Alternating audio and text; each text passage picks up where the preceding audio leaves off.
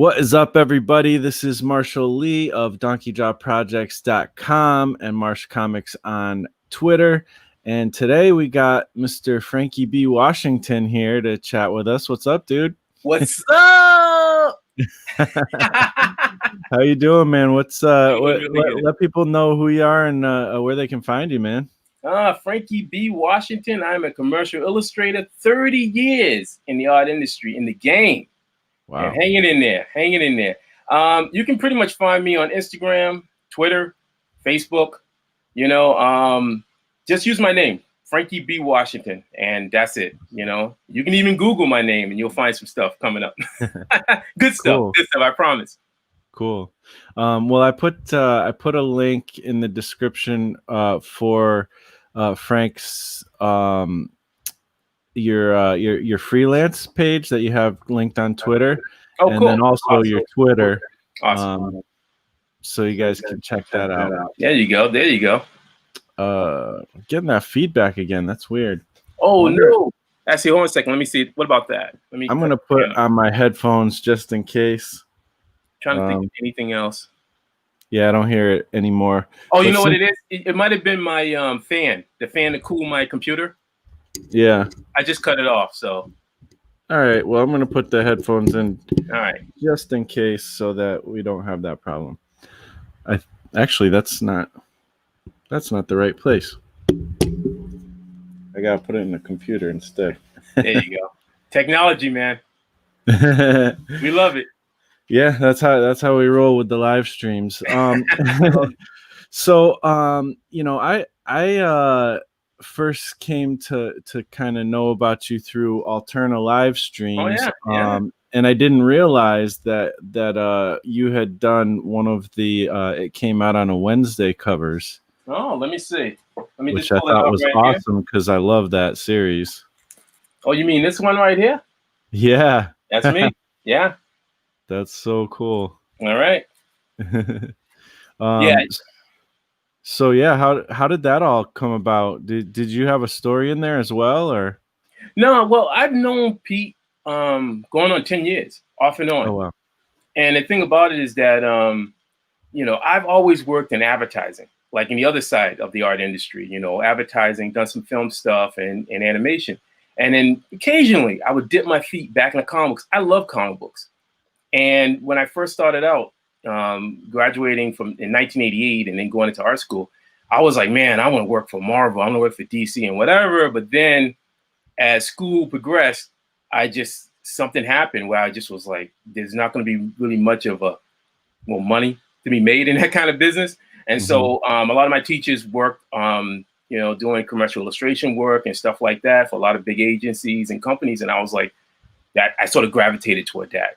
So still, I gravitated toward that, but deep down inside, there still was that hunger, that passion for comic books. So off and on, I would do local cons and stuff like that, and would bump into Pete.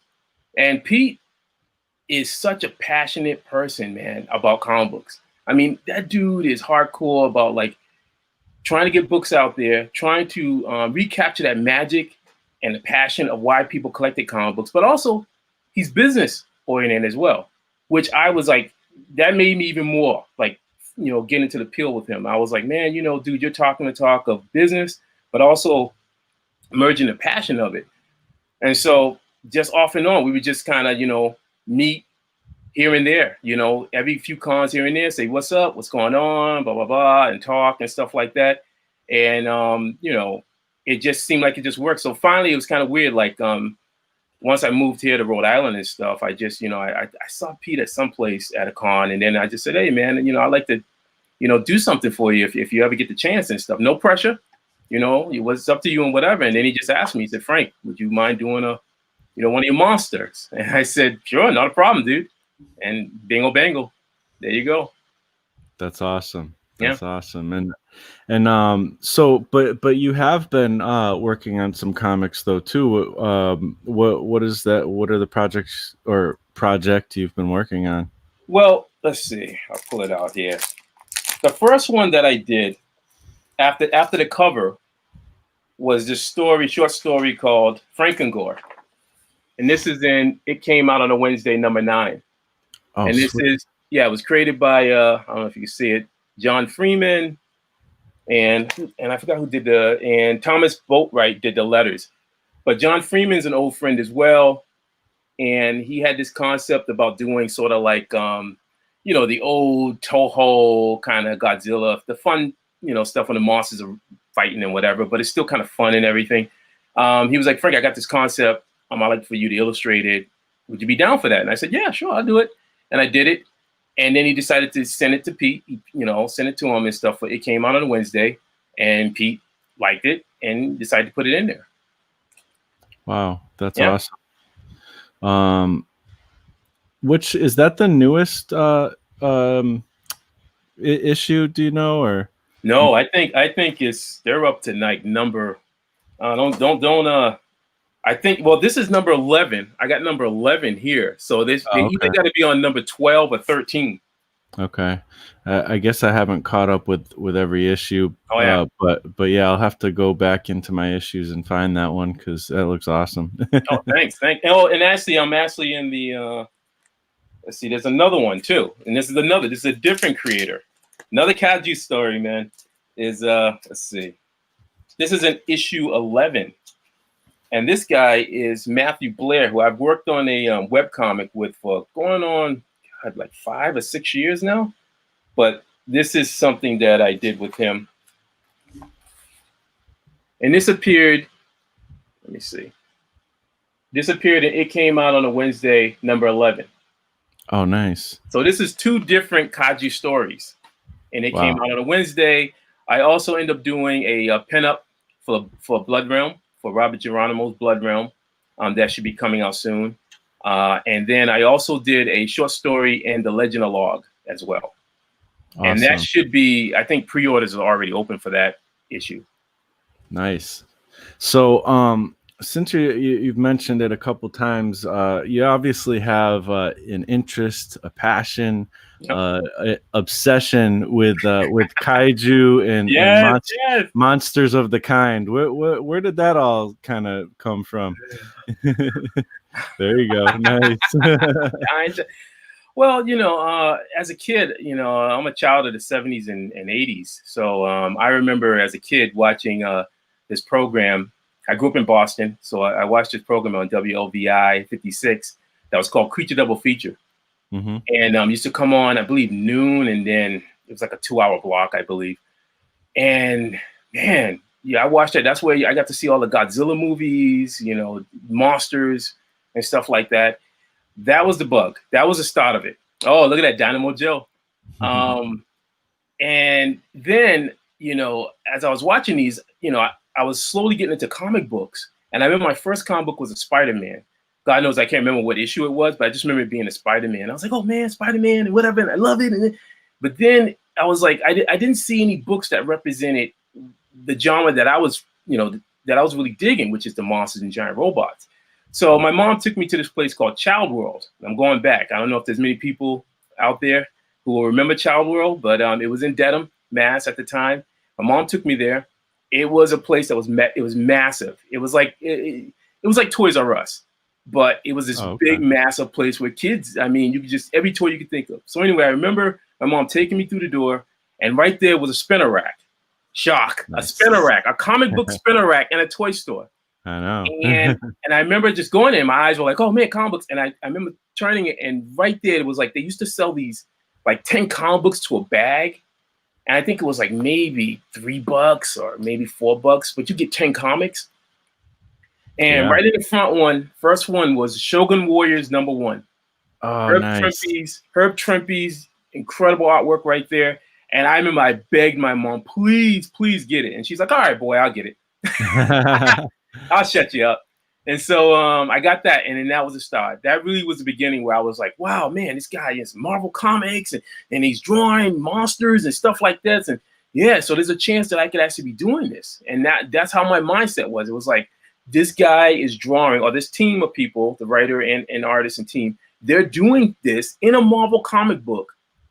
And, it's stuff that I love. Yeah. So the bug was in. It was in. That's when the seed was really, really like, That's interesting that Yeah, that came about through Marvel Comics yeah, because um you know, that's like one of those oddball comics that you don't really, when you think of Marvel, that's not the first oh thing yeah, you think of, you know. oh yeah, But yeah, it was, I mean, I didn't even know about it until I was, leafing through back issues not yeah, too long ago, a couple of years ago, and I was yep, like, oh, that looks really cool. Like, but yep. yeah, so that's pretty neat. Godzilla. They did Godzilla. Yep. They did the Inhumanoids. Mm-hmm. Godzilla. I mean, they had another imprint called, I believe, Star Comics, where they did a lot of these toy sort of, stuff coming from like TV shows and stuff like that, where they would do all these different, brands and stuff, and they did their comic books. Marvel did a bunch of these different things. Yeah. Yeah, they've done a lot. I mean, Yeah, both companies have done, kind of had those oddball like imprints that come out, and yeah, it's interesting. I always like the departures actually. yeah. You kind of you get enough of the typical stories. The departures are kind of a breath of fresh air. They were exciting. They were fun, and they were different. And the thing is that it's just sad that that we're not seeing more of that. Mm, But in saying that, I do feel that there is this what's the word, a renewal of, like, indie books and stuff that are coming up. So I believe that we're going through this sort of shift, and we're going to start seeing some really cool stuff coming out. yeah, I yeah, think so. totally, Yeah. totally. Actually, you should have you ever heard of a guy named Gaz Gretzky? Yes, I have. Yes, I have. I've Oh, done some okay. work for him. Oh, okay, I did a cool. piece for him. Yeah. So Yeah. you know then, because he's when I look at your work, it Yeah. automatically reminds me of him, because he does a kaiju comic as well, Oh yeah. the horror A4, and Yep. That's what I actually, did. I did a piece. I did a piece for him. And yeah. And one day I hope that it will see the light of day. I'm grabbing something off of my wall here. All right. I love this thing. When I saw that he did a print for this, I was like, I Yep. have to get this thing. I love it. Oh, he's Oh, phenomenal. Yeah. let me put it so people could see. Do. Good old Gazbot. Was that through the Kickstarter? Horror A4. I think yeah, he did it Yeah. during the Kickstarter because Yep. this is the same image he used to create the standee. Yep. But eventually, I don't remember if the print was available with the Kickstarter or not, but I eventually bought the print later on because I couldn't afford it. But yeah, I mean, I love. It's beautiful. If it wasn't for him, I don't know. Like I've always thought things like Godzilla and stuff were cool, but his passion for it always got me even more excited, Yeah. And when I see stuff like what you're doing, it's like, yeah, this is so cool. He's a huge Morphin Ranger Sentai guy. He's into the Rangers and stuff like that. Yeah. So he's always drawing a ton of that stuff. Oh yeah. Well, it was funny because I just read this. Somebody had posted this thing on Twitter, and I don't know if you heard of Matt Frank. Sounds familiar, but I'm not sure. Yeah, Matt Frank is pretty much, he's the top of the list on, say, like Kaiju artists in America, Mhm. Western. I mean, he worked for IDW, did Godzilla, did some Transformers stuff. I mean, he's doing Gamera for the box DVD sets, artwork and stuff. I actually worked with him. Well, we worked on the same, like the card set for Colossal Kaiju Combat and stuff like that. So anyway, in the comment section, this person had made a comment about that they felt that Matt Frank seems like he's the only kaiju artist out there. And the thing is that Matt Frank isn't the only kaiju artist out there. There are many kaiju artists out there. Unfortunately, for whatever reason, we're just not being seen. A lot of people are, some people are seeing some of my stuff. Some people are seeing the stuff of Bob Eggleton. Some people are seeing the stuff of, well, of course, Arthur Adams. He did a lot of Godzilla stuff. And then, of course, Gaz and stuff like that.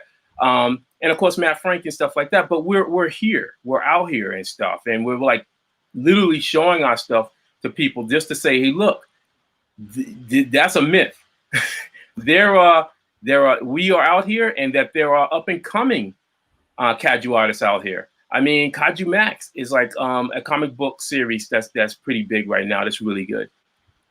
That people should be getting and reading. Yeah, Gaz has talked about this too, and I only know it because I follow the artist. But the I think it's the Half Century War by James Stokoe, Godzilla. Yeah. That's a pretty, from what I understand. I have the comics. I have not read those particular comics yet because I think I'm missing one issue, so that's why I haven't read it. But from what Gaz says, he said it's like one of the best Godzilla comics he's read story wise. Yeah. And I love his art, you know.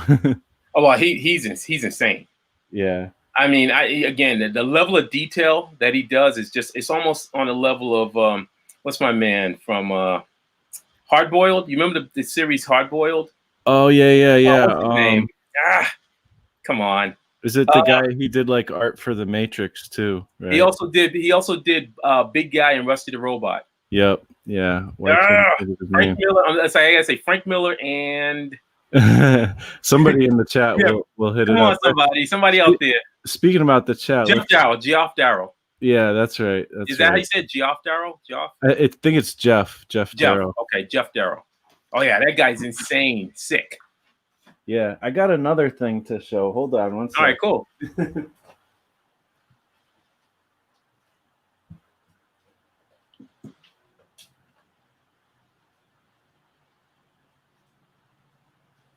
All right, let's see. I don't know. oh, here. Right. And actually, here's another person. I'm now reading his book. This is Mike Wolfer. Mike Wolfer did a series of books called War of the Monsters back in the 80s. And he had and what happened was he had a Kickstarter. Yep. I don't know if it was this year or last year, and I missed out on it. And so he had came on Facebook and stuff and was like, hey, look, actually, I'll put it back up. And he was like, hey, man, he's like, I'm going to be selling some of these that I have extras and stuff. And I contacted him. I said, dude, you gotta let me get this with the graphic novels.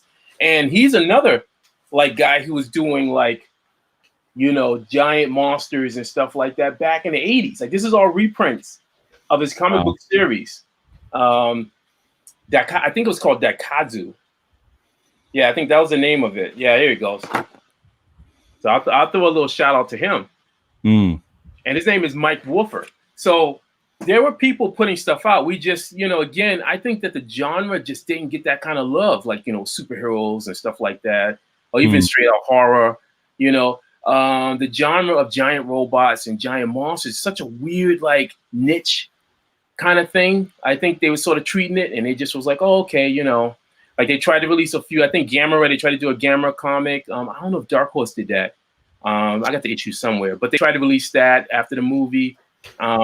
And, you know, you know, and that's how they would treat it. They'd be like, well, you know, the sales aren't that, so we'll just throw our hands up in the air. I mean, you know, I talked about this on episode I did last night, actually. It's a lot of times it's timing, you know. I mean, it just, for some reason, like, I mean, for how long were there zombie things that nobody cared about, you know? And then Walking Dead comes out and it, you know, it blows up. Point. Yeah.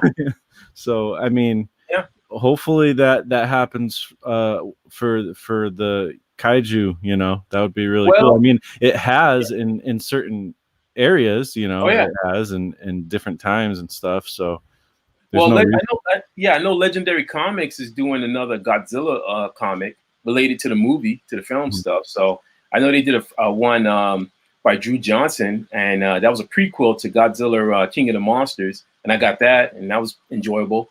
And then they're now working on another one that's going to be connected to King Kong and Godzilla. So we're definitely seeing stuff. We're seeing a lot more stuff than I was used to seeing growing up. So that is a huge plus.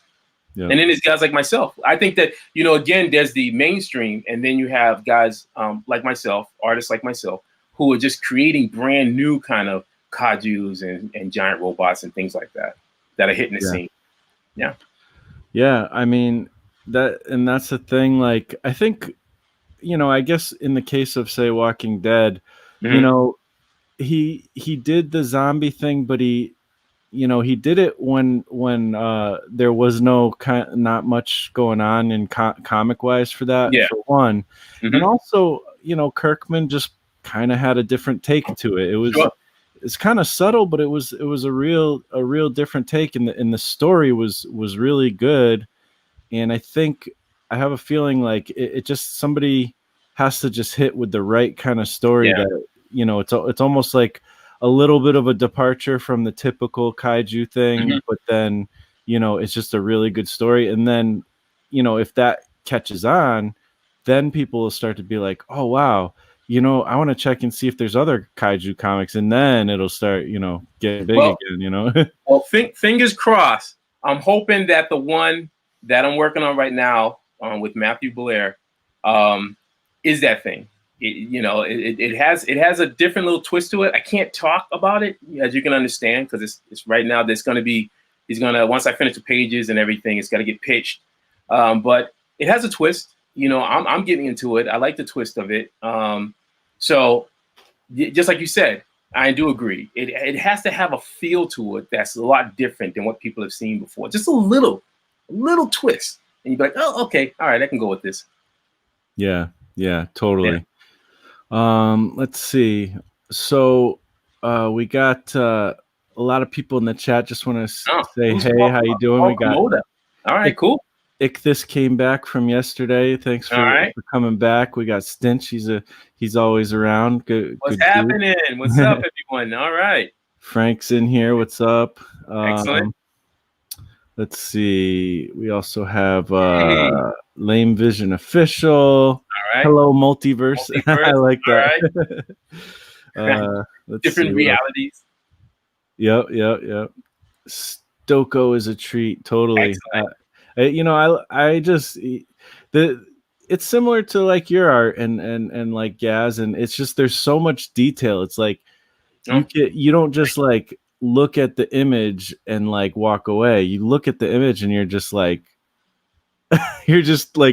transfixed on it, and you're just like, I have to just keep looking because I keep seeing more things. Like, well, I'll tell you a story. It's like, again, that's when I was talking to you earlier about the fact that why I tend to draw more smaller. Like if I was to, and some of my older artwork from the 90s is like buried, but that's when I used to draw at 11x17 size. And I mean, I was just fixated. I mean, the artist that I grew up really admiring was, of course, Jack Kirby.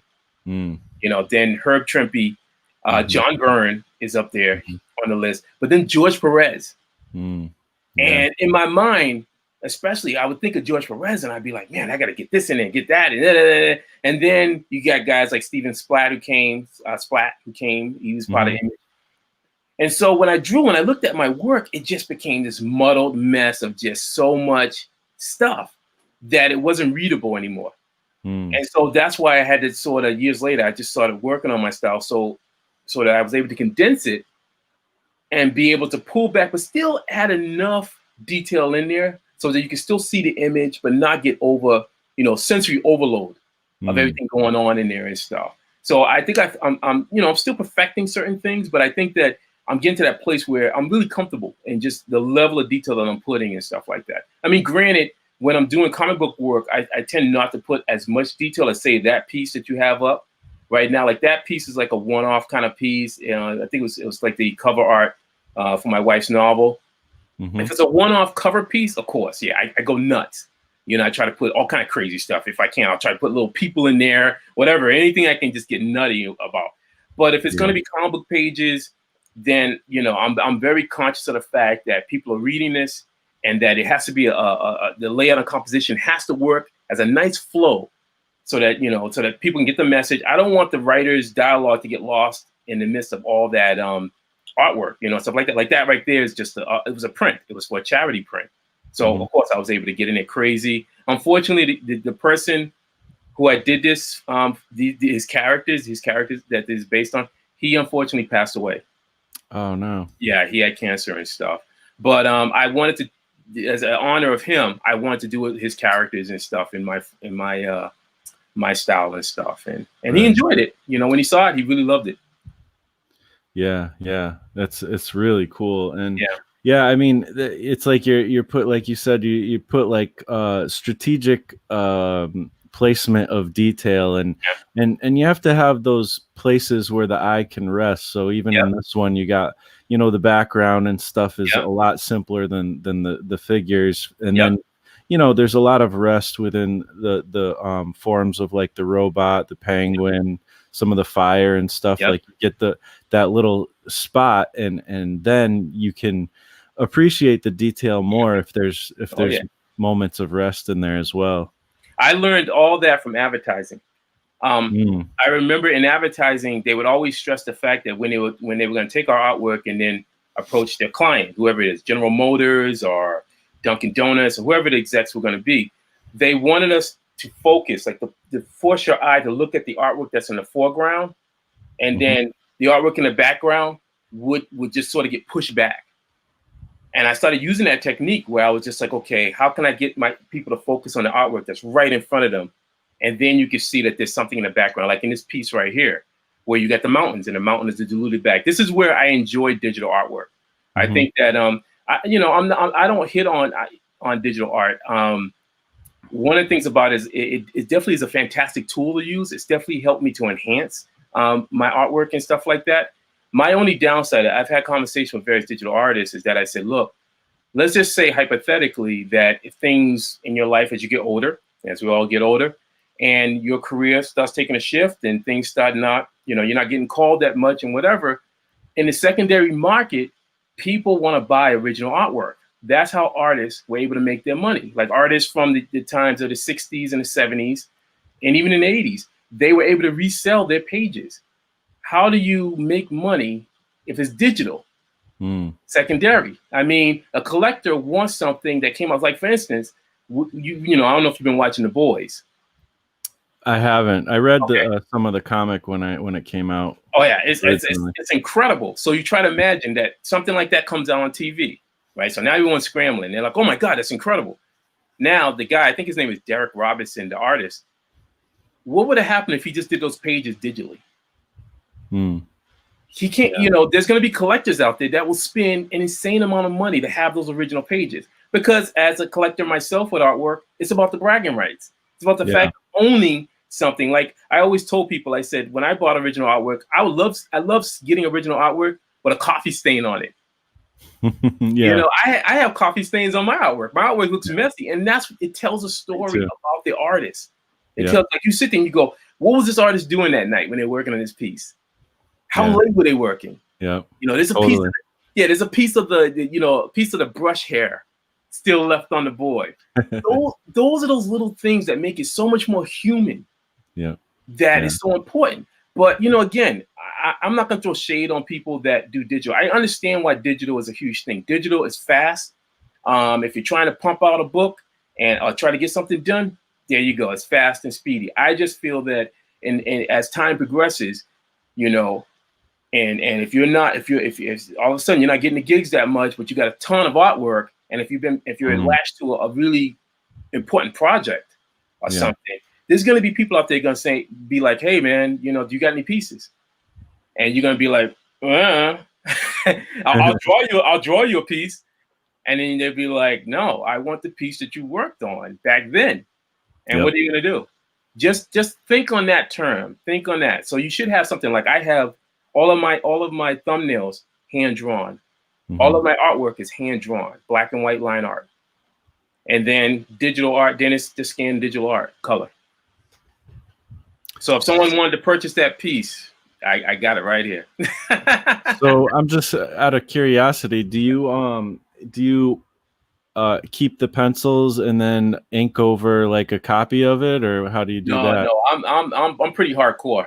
You ink right over the top of the I'm pencils? Yeah, I'm at that stage. Yeah, I'm at that stage in my life, in my career, where I just rough pencil, and then the inking is the final process. Oh, okay. Yeah, Yeah, that's how I typically work too when I work traditionally. Because yeah, I don't, when you ink your own work, it's yeah. almost like the inking is the part where you draw, Here, sometimes. So I'll give you guys a little insight into my what I do. I can't it's show funny that. on this piece here that's sitting here, the Yep. background, you were talking about the background, it reminds me of like old like NES side scrollers like Shinobi or something like that. Yes. Like, That's it's really cool. I was thinking almost letterbox with that. So it's funny you mentioned that. Well, here you go. Here's a little process. This was a comic book that I did called Nightmare Patrol back in 2017. When a client hires me to do a comic book, this is what I give the client to look at. Okay, that's detailed thumbnails. Yeah, those are comic book pages. Wow. You know, here you go, right here. This side. See, my thumbnails, I can barely even read them myself. and then even my pencils, my like pencils before I ink, sometimes I can barely tell what's going on. And you know what's funny is that I learned that from, again, years ago. I happened to be looking on eBay, and at the time, Arthur Adams, or somebody was selling some Arthur Adams like thumbnails, and I was like, "Oh shoot, Arthur Adams thumbnails!" I was all freaking out and stuff, losing my mind. But they were pretty tight, you know. And I said, you know, and again, I think a lot of times people, they want to see the finished artwork and they want to buy the finish. I get it, but me, I'm one of those buffs. Like I'll take rough sketches and whatever. So I said, okay, I'm gonna snatch these up, and so I got them and I looked at them, and Arthur Adams is pretty like. Not to the level I'm doing them, but he did enough so that you can get all the general sizing and the people and, you know, the layout and stuff like that. So then if he had to blow them up and then trace them, you would already have it. And then also, if you're showing it to a client, the client will already have a good sense, an idea of how it looks. So that's why I kind of do it, because my thing is, you know, again, in my career, speed. It's about how fast can you get stuff done, you know. And you want to make sure that your time is being used, you know, just, you know, used right. So you're not wasting time. And so by me drawing them like that, that eliminates that hump. So a client can look at it and they'll be like, okay, well, that's that. And then, okay, we need you to, Frank, can you just flip that over? So I go on the computer, I'll flip it over.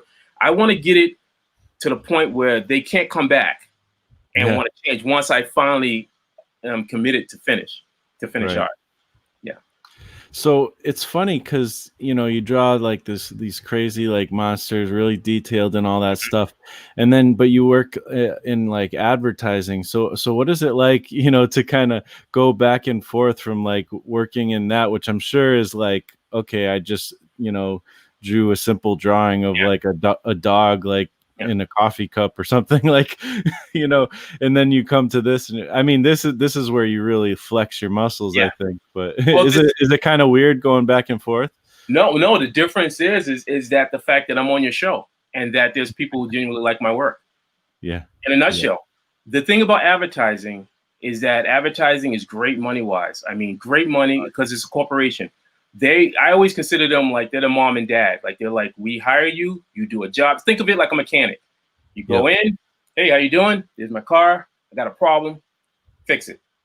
And you get the job done. That's all they understand. They don't, the artwork's like, you know, the artwork, if it serves a purpose the purpose is that you're helping to illustrate their concept, the pitch to whoever it is, their client is, some big multi-billion-dollar company. And then they sit in the boardroom, they look at the artwork and go, oh, so that's the commercial you're going to do? Okay, all right. And then they sign off. And then I get a pat on my back saying, great job, we'll call you again. And that's it. Whereas when you're creating artwork like this, I get invited on the show. Or I get people who genuinely say, hey, I like your work. And, you know, somebody, you know, if I'm at a show, I happen to be at a show or something, oh, man, you get that kind of rush. So, yeah, so that's that thing where, you know, I enjoy this side of the aspect, this side of it. It's unfortunate that money-wise that I have to dip back occasionally. Not doing a lot of advertising work these days, but occasionally, like the last advertising gig I did was a pharmaceutical that was early this year before COVID. Oh, I'm sorry, I don't want your thing dinged. It's fine. Okay, sorry about that. Should be fine. But it was before that, and I had to go up to New York, and I had to do a pitch meeting and sit in a meeting doing sketches and showing these high, powerful pharmaceutical folks my stuff, you know. And I was just like, yeah, such and such. But you know, I would take this, you know, hey, you know, my dream is that I can eventually get hooked up to something that can be able to, you know, bring in a nice little, you know, chunk of some money into it, and then can keep me in here. So I can play a little bit longer. So yeah, I'm just doing the dance for now, you know. Hey, that sounds cool, man. That's it. Well, like I said, I tell people get shocked. I just turned 50. And people go, dude, seriously? I'm like, yeah, I just turned 50. So I've been in this game for 30 years, man. Yeah, that's a long time. Years. That itself, the fact that I've been in here this long is a testament to my teachers, to the people that believed in me, my mentors and stuff like that. I used to always talk to my teachers and they were like, well, they said, retirement for an artist, artists don't retire. They said, you just don't. You might evolve to a teacher. You might become a teacher or something like that down the line, but you never really give it up. And I was like, yeah. And he said, if you can make it, my teacher once told me, if you can make it past 20 years, you're doing good. Nice. So, yeah. No complaints. Yep. Lane Visionist Official says, I'm definitely going into a kaiju rabbit hole after this. I think we all are. There you go, man. Kaijus are fun. And let me just add in it, giant robots, man. That's one. I'm a huge giant robot fan. I mean, I love the classic super robots, you know, Mazinga Z, you know, God, man, Tessagen 28, Get a Robo G, Grandizer, you know, Voltron, you know, let me just show it again. Voltron, you know, that's so cool. I love all that stuff, man. And the thing is that, you know, I want to be able to do cool artwork and on projects and stuff that have these kind of, you know, they don't have to be these, because look, the thing is I see a lot of fans and they're like, well, you know, you want to draw all these licensed characters. Guess what? It costs a lot of money to license characters, period. It costs a lot of money and a lot of headaches to license some of these characters. Godzilla, Gamera. As much as a fan, the fan side of me goes, yeah, I like to see Gamera, and you go crazy and stuff. The reality is that it comes down to dollars and cents and money. Yeah. Money. And the reality is that most of these companies don't even care. They're just like, yeah, if you're not talking a major movie, even so, and even still, even if you're talking a movie, you may not even get it done. So the thing is that you need to maybe look, you know, maybe put your eyes towards some of this newer stuff that's coming out. There's some really cool characters. Gaz and Matt Frank, all these guys are doing really cool newer characters and stuff like that. I mean, here, some of the stuff that I did, I forgot the guy's name, Tyler. This is his character, Durantis. I drew this character on the Colossal Kaiju Combat trading cards. This was his character. You know, let's see. This was some characters. See, that was fun about that project, was that all these characters are not my own. These are just characters from fans who paid into the game that they were trying to create. So I got a chance to really delve into this universe with all these different characters. Sorry about that. These different characters. It's a shame that it didn't succeed. But the concept was, you know, it was sound, you know? Yeah. It's surprising, you know. I mean, kaiju do seem like really cool, and I think there is a lot of people who are into it. But it is surprising that a card game wouldn't take off, because it's a great idea. Well, I think what happened with them is that, because I was thinking about it, is that originally the concept was that they were trying to do a video game that fans would, you know, pay into to get developed, right? That was the concept. They had a big Kickstarter and stuff, and they were like, well, you pay into it, you contribute, and, you know, they'll get this video game done. It's a brilliant idea. The problem is that video games are really tough to get made. You know, I did work for this agency that worked on the GameCube, Godzilla GameCube, and it was a TV commercial, and they brought me in, and I had to do some storyboards and stuff for it. And just talking to those guys, it's tough to get games done, man. You got to have money. And even if you have money, you're talking a couple of years possibly before an actual game is actually sent out to market as a product. And the thing is that I think that a lot of the fans didn't understand that. And what happened was there wasn't a lot of money. I mean, they had a high six-figure amount of money they made through the Kickstarter, but still, that's a drop in the pond, man. Consider to the amount of money it takes to do many of these video games out there.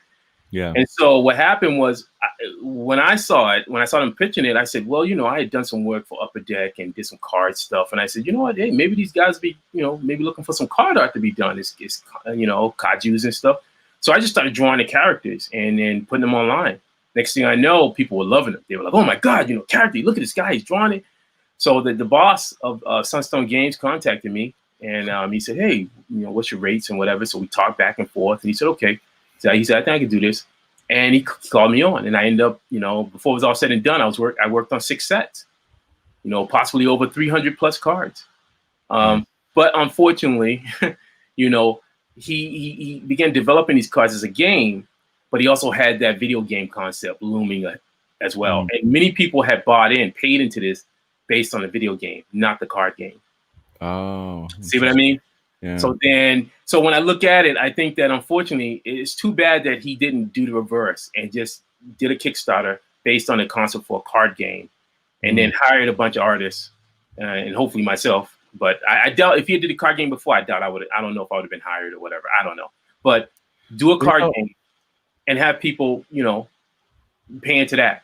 And I think that it would probably been a lot cheaper, and you would have been able to maybe get it out there just to get the brand, to build the brand of this thing. And then eventually, if it is really popular and stuff like that, then you start talking all that stuff about taking it to the next level. Maybe a comic book, that could be cute, pretty cool. And then maybe to the next level as a video game. Yeah, it's sad. It's a very sad thing. I mean, people can go on YouTube and look up Colossal Kaiju Combat, and there's videos about it, and it's sad. It's really, really sad about what happened. Yeah, because I mean, honestly, if you think about it, like you're saying, like that's probably a more sustainable way to start for one. Second of all, a card game, if you can get that popular, that's going to last for a long time. Yes. A video game, it's going to come out. People are going to be into it for a short time. And unless it's, Halo or something, exactly. It's going to be gone, So but think about it. When did Halo come out? A while ago. So that's what I mean. Look at how many years it took for Halo to build. It's right. It's people. See, what happens is, what I've noticed is that people will get an idea, and they go, "Oh my God, I got this idea, and I'm gonna do a Kickstarter," and everything then turns into it's like you start off at 0, and then it's like 100 miles per hour. Right. And the reality is that many of the most popular things that you love out there took years to get to where they're at. And if you watch Alterna and you watch what Pete has said, Pete is saying literally everything that I'm saying right now, and vice versa. It's a process. Yep. One of the first things one of my mentors told me, and I was in my 20s, and God, I had so much fire in me, man. Oh, I had a temper, I had fire in me, and all this stuff. But I remember they looked at me and they said, "Young man, patience is a virtue. You have to get patient. You got to shut up sometimes, and you got to listen, process, and then get strategic. Think, use your mind, think about how you want to approach a project, and then work at it and build it up. And think in the terms that you want to make this the best thing."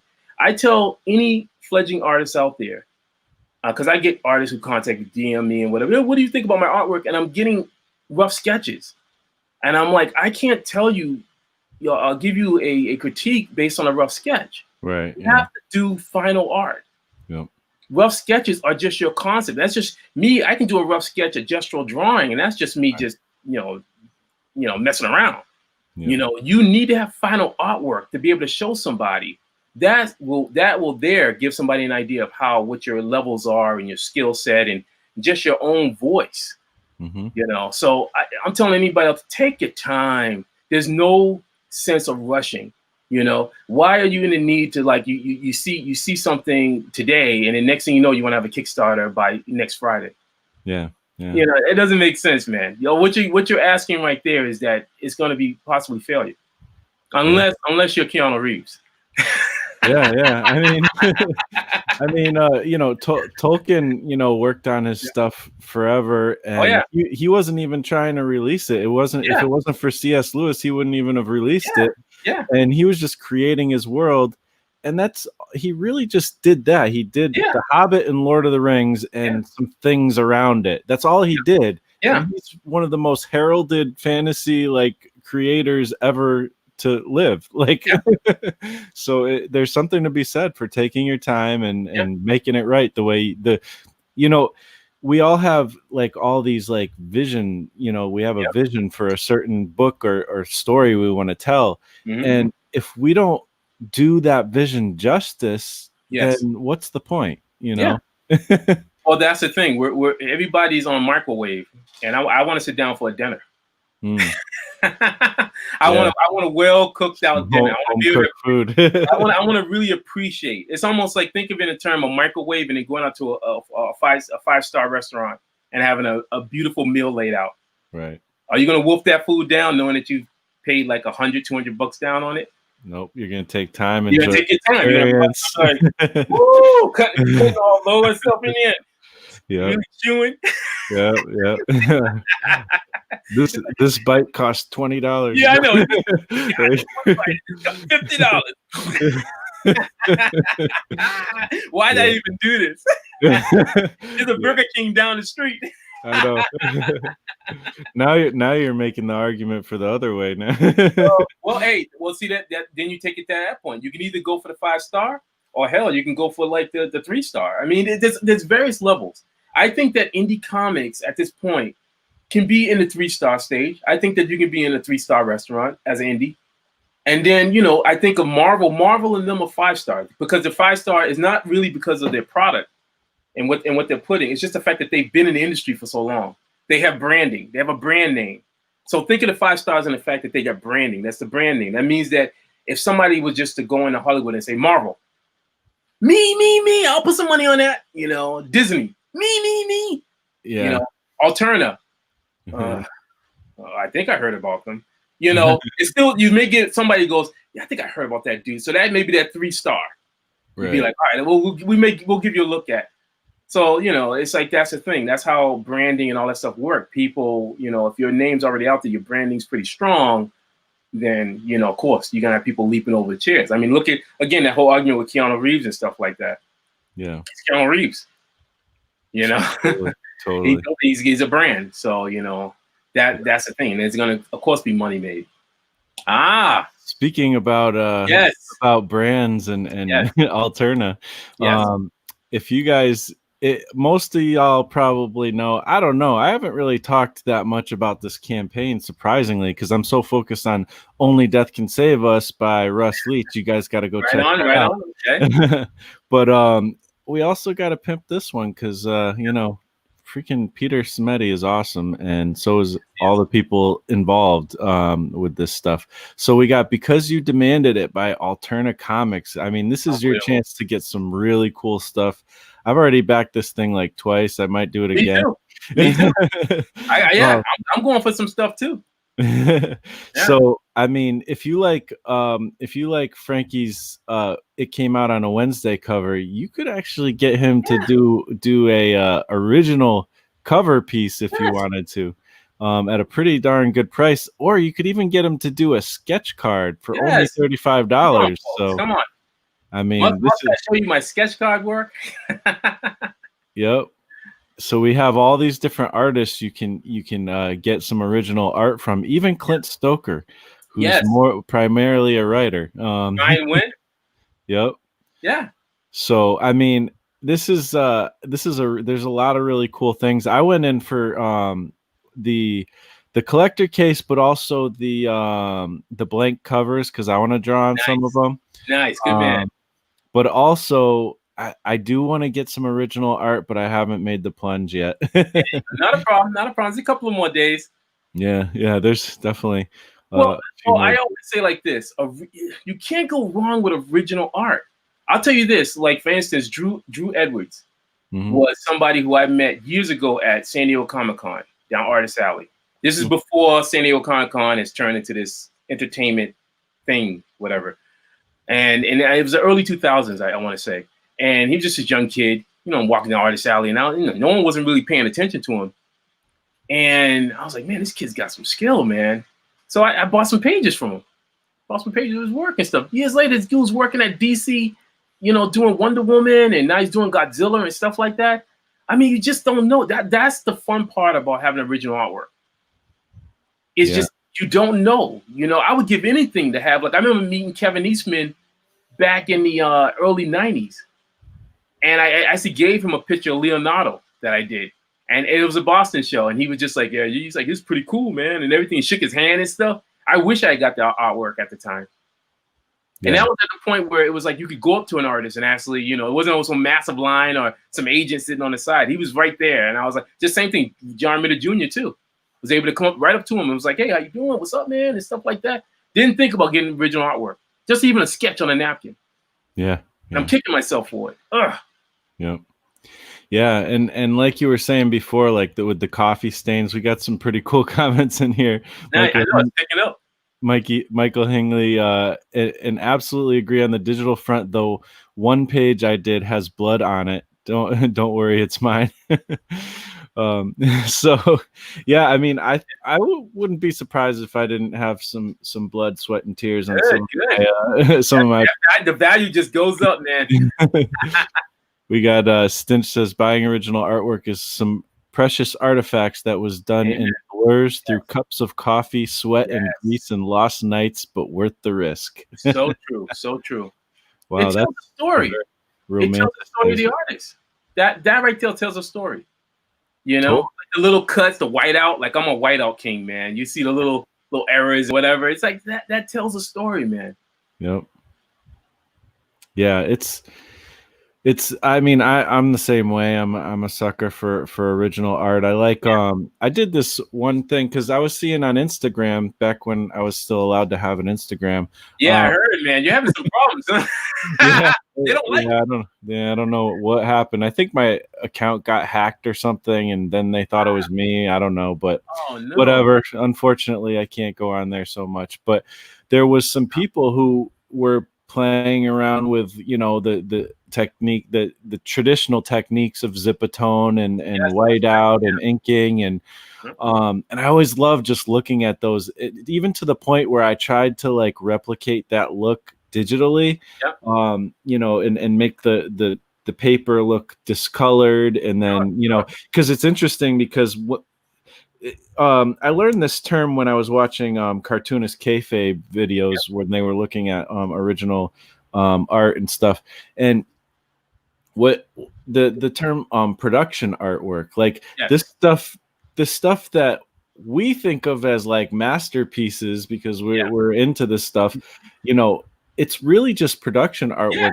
That's not the final thing. That's just the step to get to the final thing. So it can be all kinds of dirty. So like the stuff, like it's got the discolored pages, but you put whiteout on it, it's not the same color as the page. You know, all that is cleaned up and fixed, you know, in the computer. Or you know, back in the day, to be honest, I don't really know exactly how the process worked back in the day, but I know there was some type of scans or photos, I'm assuming, and they must have messed with the contrast to, you know, make it look all clear and stuff. There'll be a lot of tweaking and stuff like that with it. But I mean, that's the stuff. There was a lot of work that was added to it. I mean, you just brought up a good point, how like I remember going to the Norman Rockwell illustration museum. It's up in Newport. And a lot of those paintings that you would see, his finished stuff, he had already painted other stuff beforehand leading up to the final.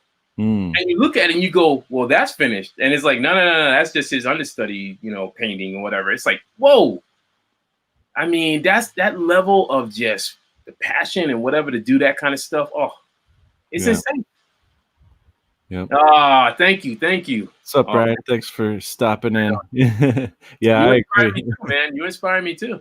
Totally, both of you. That's what it's supposed to be about. Like that. The thing about it is that when I used to go down to Artist Alley and stuff, I never had that thing inside me where I would get jealous at somebody. I think that's the lamest thing ever, man. It's like when I look at other artists and I talk to other artists, I get inspired. I get pumped. You know, like when I was on the alternate thing and I was with what was that challenge? Me and Rob Geronimo was doing the other day, the little battle, whatever. The versus thing. I just started watching that video today. So I didn't actually get through it yet. You see Rob's work? You see how Rob did the spackle effects? Oh, yeah. I mean, I did that stuff back in the day in art school, like off and on, would play around. And I mean, he is killing it. And I was like, well, I gotta play around. I haven't done it in so long, but it's like that his style, his voice is so different than mine. And I love that. That's how artists should look at it. Don't ever look at another artist and then try to compare. And I know it's sad because during the time of the 90s and also heading into the 2000s, you had a lot of editors and just people who would compare artists to other popular artists. They'll be like, because I had that done to me. I remember early on, I would play around. I tried to get some small gigs and stuff. And I remember and I don't know if he was an art director or whatever at this particular publisher, but he's like, oh yeah, I like your stuff, and I was like, oh cool, man. And then he just said, yeah, can you draw like Jim Lee? and see, things like that. As soon as he said that, I just was like, immediately my mind, because I'm a Virgo, my mind was like, what are you doing, Frank? You got tons of clients in advertising from Boston to LA to New York, and I'm talking to this guy right here who's asking me to draw like Jim Lee. Immediately I shut down and I was like, I'm out. Because that's not, you should never be trying to have somebody clone somebody else. If you want Jim Lee, hire Jim Lee. If you want an artist, you hire somebody who has a style, who has a unique voice. Maybe they don't have the strength like in their layouts or their composition. That could be worked on. Those are the things that can be, you take somebody who's new and whatever, you can work with that. I don't see people wanting to work with stuff like that. They just want somebody to be a clone of somebody else. Can you draw it? Because they grew up with a certain look in their mind. So then they say, okay, well, can you draw like this? And I think that's such a disservice to many young artists out there who have very unique voices, very unique styles. Yeah. And I want to see those unique styles. How are we going to get the next Jack Kirby? How are we going to get the next George Perez? How are we going to get the next John Byrne? How are we going to get the next, and the list goes on and on. How are we going to get the next ones if everybody's I don't want somebody to clone me. Yeah. Can you draw like that dude, Frankie B. Washington? Don't know.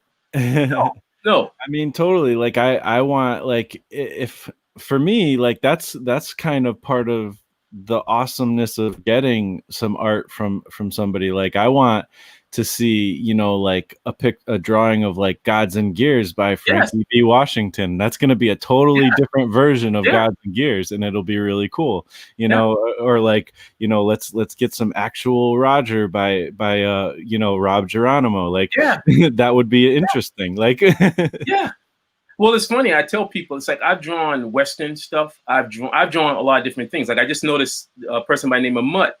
They asked me, is Frankie full-time comic artist, or is he like the rest of us who have the side hustle to make ends meet? The term that I use for myself, what I got a degree in, is commercial illustrator. Now, commercial illustrator, in the terms of the art industry, is someone who technically, think of it like I'm on a boat, and the art industry is the ocean, it's vast ocean, and there are many islands, and the islands could be a toy company, film company, comic book company, book publishing company, whatever. Those are all different islands. I take my boat and I pedal over to a certain island, and then I get some supplies. I do the job, whatever, and then I jump back in my boat and I pedal off again. So the commercial illustrator is someone who just bounces in between different jobs. My main mission, and what my teachers always taught me, is that as a commercial illustrator, you have to continue drawing, period. There's no excuse. You have to keep drawing. That means that if somebody says, can you draw my kids? You draw the kids. If somebody says, can you draw my dog? You draw a dog. Can you draw my house? There was a guy I worked with at an agency, and then he quit the job because he was making a ton of money drawing people's houses. Because, people would get a new house and they wanted like a portrait of their house. He was getting buku money, insane amount of money, just draw people's houses. This was a guy I worked with in advertising. Back in the days of markers. This is when computers started slowly coming in. He did markers. He was bringing this big suitcase of markers and whatever. And then he just said, hey, I'm making so much money doing house renderings. I mean, that's what a commercial illustrator is. We don't specialize in one different thing. We do a bunch of different things. Now, a comic book artist is somebody who will specialize in just doing that. Most times there are many illustrators in comic book industry. I mean, back in the day, June Brigman, who I love, she did Power Pack. She was a commercial illustrator. I think she worked in the industry and doing advertising and things like that. I believe Alex Ross worked at Leo Burnett, which is a huge ad agency, and then he jumped into comics. So, there are people. I think Jack Kirby did some stuff. So, because really, corporate money, whatever you say, is great money.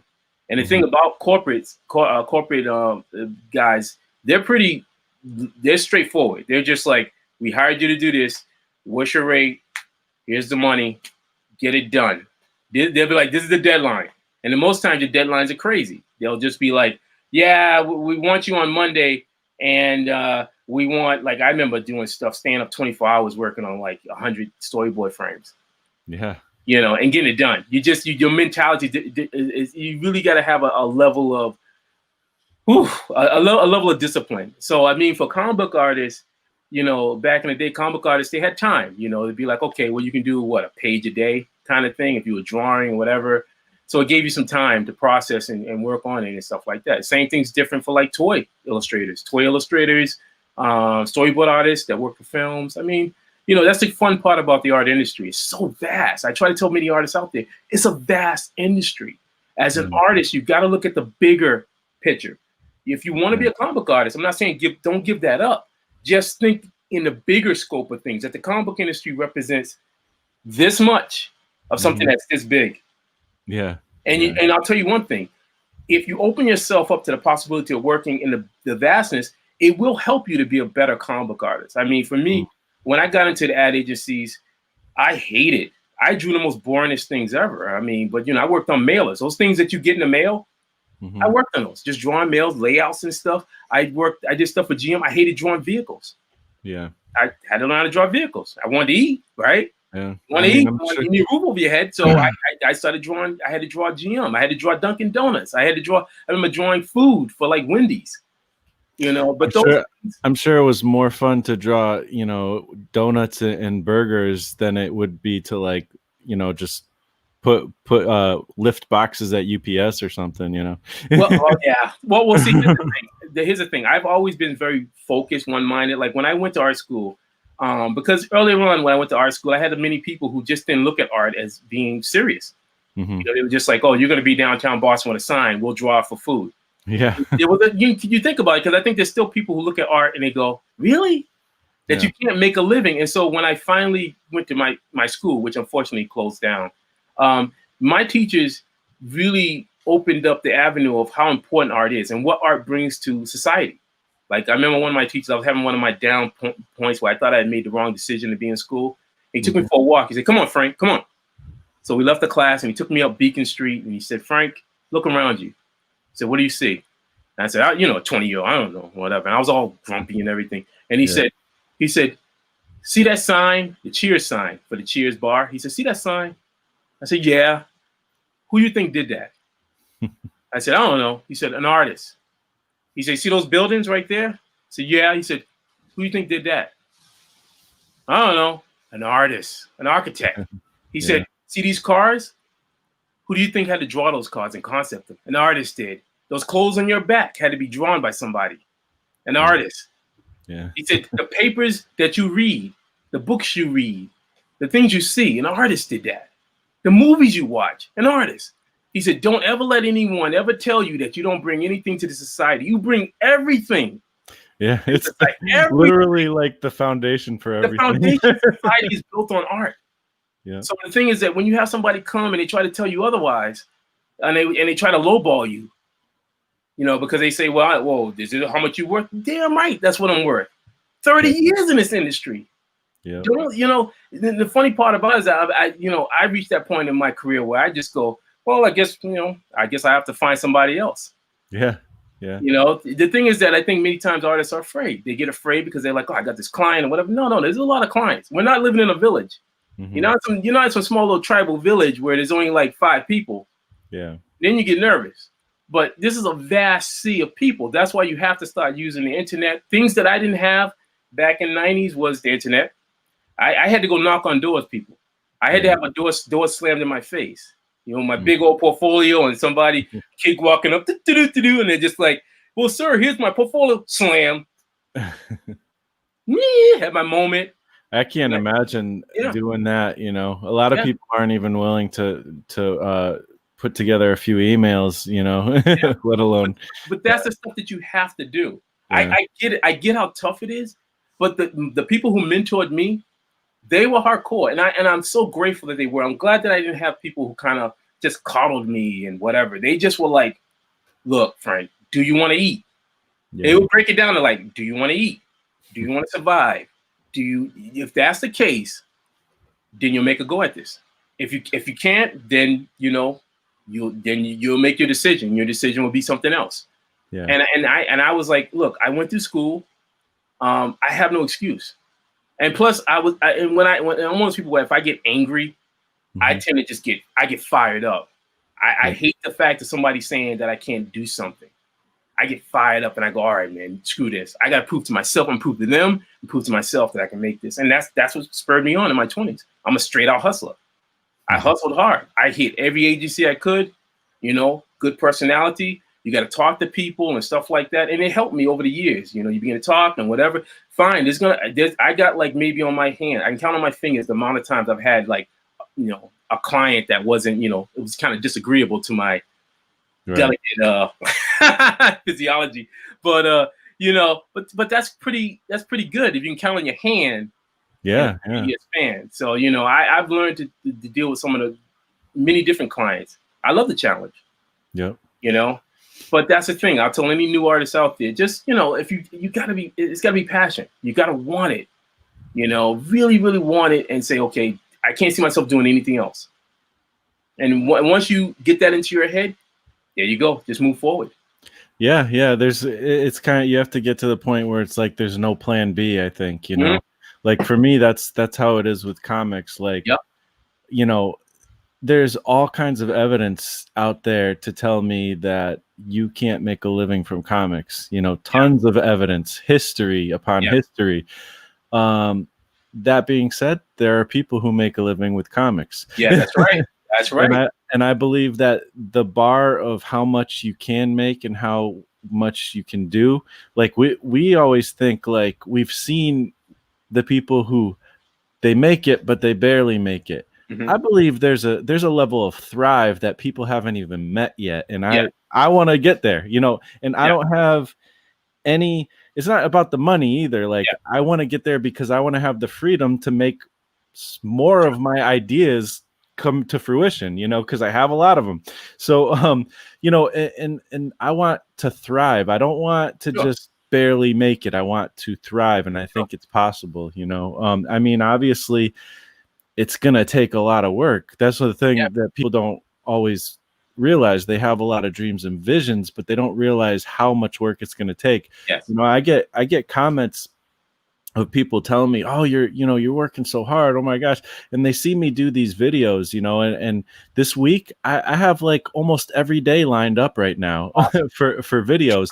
Good, and but that doesn't even, like, to me, that's not a big deal. Doing a live stream video is like, I just click the thing on and I have fun talking. I have fun talking to friends, you know, or people I'm just meeting, and they're all of like mind. It is work. And it's funny because I was talking to somebody recently and they said, I was like, okay, I'm going to go get some work done. And they were like, they looked at me because they knew I was talking about art or you know, doing videos, and they're like, work? I'm like, yeah, I mean, I do enjoy it, but it's a lot of work. It takes a lot of time. And some days I don't enjoy it. Like, it's work. You know? But look at it. I think the thing is that you're building up right now a brand. Like I tell anybody out there, work on becoming a brand.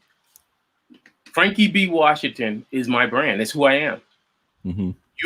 Marshall Lee is a brand, you know, because the funny part about this industry, you just don't know what tomorrow's going to bring or a couple of months down is going to bring. By next year, somebody may see this show and go, wow, this guy's got some, you know, Marshall Lee's talking this stuff. And hey, we're wondering if you want to come in and talk, and we got an idea for your show.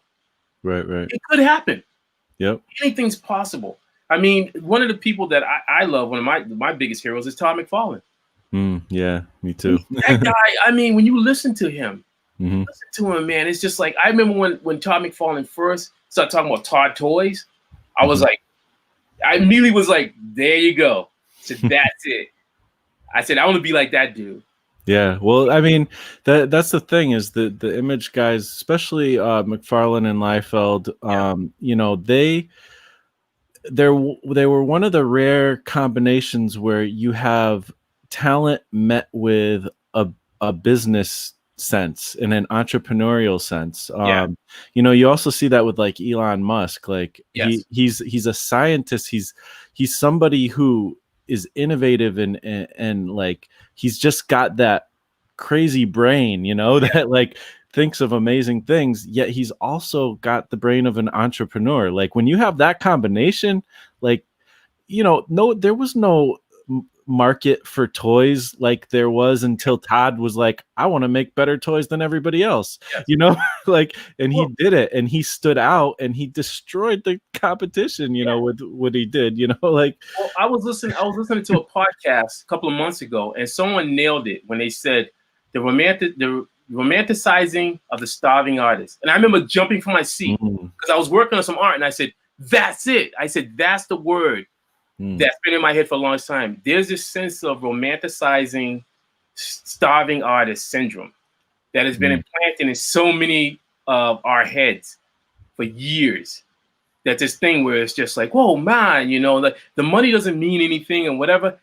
The hell it don't. It's okay. We live in a capitalistic society. There's nothing wrong with it. I'm all for good capitalism. I'm all for competitive capitalism. Right. Like you have a product, I have a product. Then we should go at it. And then whoever fans like my stuff, they like my stuff. Whoever fans like your stuff, I'm all for that. For the longest time, you've always heard these things where these artists who are just like, well, it's not about the money. I get that. Trust me, I get it. But the thing about it is, if you're at a comic book con and you just dropped close to almost $1,000 to be there, to have a table, that whole idea of you just being there just for whatever, just for the sheer glory or honor or whatever, is out the window. Why Trust me, it's not that glorious either. Why even get the table? Why even go through that? You could just go there and just buy stuff. Yeah. Why would you waste all that money to do that? This is business. There's nothing wrong with business. There's nothing wrong about making money for what you do, for what you love. And artists have to understand that. It's okay, especially if you're putting out a solid product. You have a solid product. You're building a solid product. You're building a brand. And hopefully, you get more guests on and stuff like that, and it slowly grows and stuff like that. Then you should reap those rewards and be like, wow, and be humble about it. I agree. I've never been a person who is like, wow, I'm the greatest, sliced cheese and all that crap. I'm just like, I'm humbled by it. I'm humbled by the fact that people want to hear me just talking about all this stuff. I'm humbled by it. I'm humbled by the fact that Pete allowed me to draw on a cover and that, some stories I'm humbled by everything that I do. It's a blessing. It is a blessing. Yeah. It's like, because honestly, people don't have to pay me for artwork. Yeah. They don't. I mean, there's a lot. It doesn't, escape my mind. There's a lot of pretty tremendous artists out there. But then I sit there and I say, well, what's the difference? Well, the difference is, I can work. I know how to talk to people. I know how to work with people, and I know how to get the job done. Yeah. Those are the extra little things. I always tell artists that, yeah, it's good that you can draw, but what's going to be the rest of the 75% you're bringing to the table to convince a potential client to throw some money towards your way? Yeah. And remember, think in terms of 25% may be your skill, but 75% may be, what is the professionalism? What is your, you work with the person. I mean, when you have a client who's like, yeah, I need that redone over immediately. Yeah. I've had those stories. I've had stuff where, man, I stand up late at night waiting for a client to call back, and I'm just like, and they're just like, oh, I'm sorry, I was at my whatever. I was at the movies. Yeah. Here you go. We need you to change all 20 of those drawings now. By Monday. If I'm lucky. Yeah, I mean that's the thing is like, and I think of it too, like, because I'm an artist. I write and draw, but I also have been trying to hire some people to do art too, because I have a lot of ideas. Sure. And I, being an artist, I know what it's like, and the people who I look to, the ones who stand out to me, who I'd like to hire, are not necessarily the best artists that I see. Right. I mean, I want it to fit the project, but as long as they're at a certain level, the real thing that I look at is, do you regularly put out pages and books? Are you hitting deadlines? Like, if you're somebody who is a producer, like you actually produce things, that is super attractive to me. If I see that, that's what I want to hire, because I don't want to be waiting forever, or I mean, there's certain give and take. It's there's certain projects that have more or less urgency or whatever. But I'm just trying to say I'm not like some guy cracking a whip or something, Well, but also another thing too is that you got to think about, and this is out, and I'm putting this out to many artists out there. When you work on a project, think of the project as you're working on a team. That's one of the things I learned in advertising. It's a team effort. Yeah. So I would love to see more artists, once the project's done, whatever the comic book is done, promote it. Yeah. Be bigger, because I've noticed a lot of artists who kind of just, they don't promote the project they're on. And I'm like, the thing is that you're not just doing it for the person who hired you to do the work. You're doing it for yourself as well, because it helps get your name out. It helps to, and I mean, in your promotion, don't just do it one time and then, whatever, and stop and whatever. Advertising taught me that it has to be a continuation, and you have to get unique about how you're doing it. Post, you talk to the client, you say, hey, is this comfortable for me to post some of this artwork or whatever, a little thing. You get creative in it. That's one of the things I learned about advertising, that if you watch your TV, they pump a lot of ads. That's why ad agencies get paid a lot of money from companies. Because we're constantly being bombarded by ads, so that eventually you're going to walk into a place and go, man, I'm hungry. All of a sudden I want to have a burger, even though you might not have been thinking about a burger. So thinking in terms of that, like as a comic, if I do work on a comic book project, then I'm going to say, hey, boom, I've worked on this. Check this out. Look at these other books. And then the client sees that and they go, wow, man, this person's really part of it. Let's do some more stuff with them. I think artists, we have to be able to add a little more extra to that. That's that whole thing where I say 25% of the skill, 75%.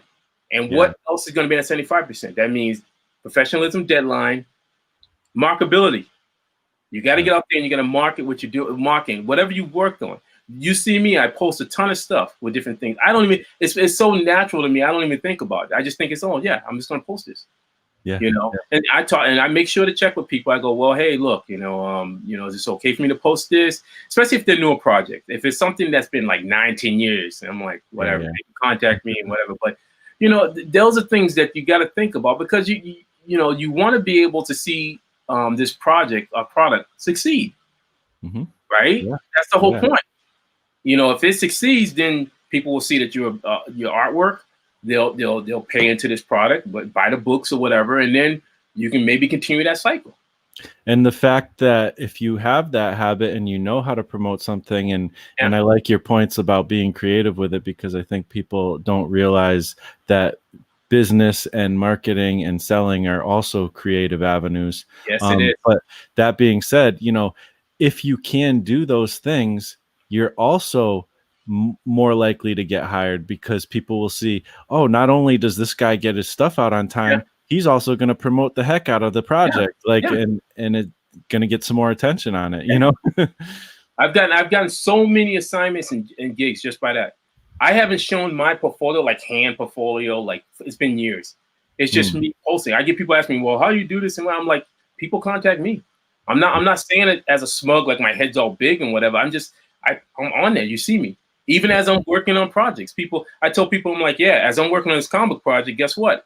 I had a quick job I had to do for a client, for a plumbing company. It's like I'm working on multiple gigs and stuff. Yeah. But that's years of professionalism, and I still try to make time to put stuff out, so that people can see, and then, and then hopefully to draw some attention to a particular project and stuff.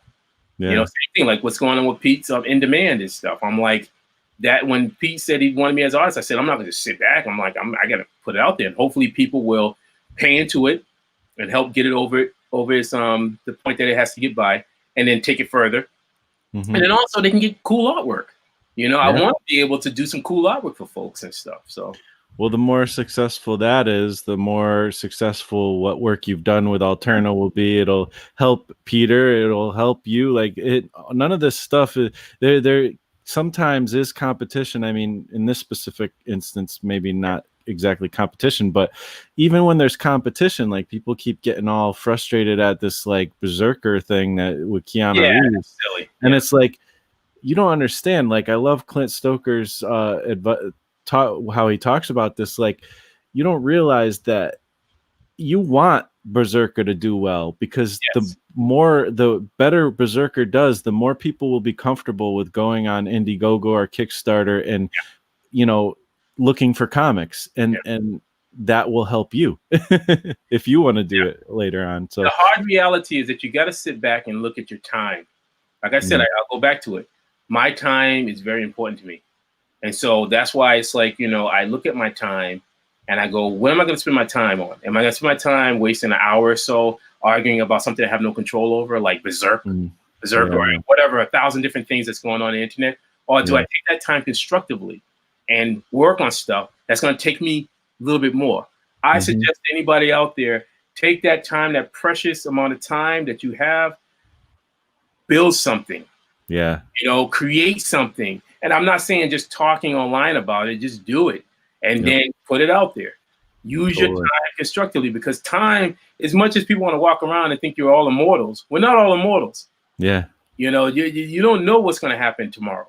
So the thing is that you just got to do it. You just got to do whatever you said you want to do. If you want to create monsters, create monsters. You want to do a toy, do a toy. You want to do a card game, do the card game. Just do it. But don't sit out there and waste hours and hours getting teed off because somebody else is doing something. That's a waste of time.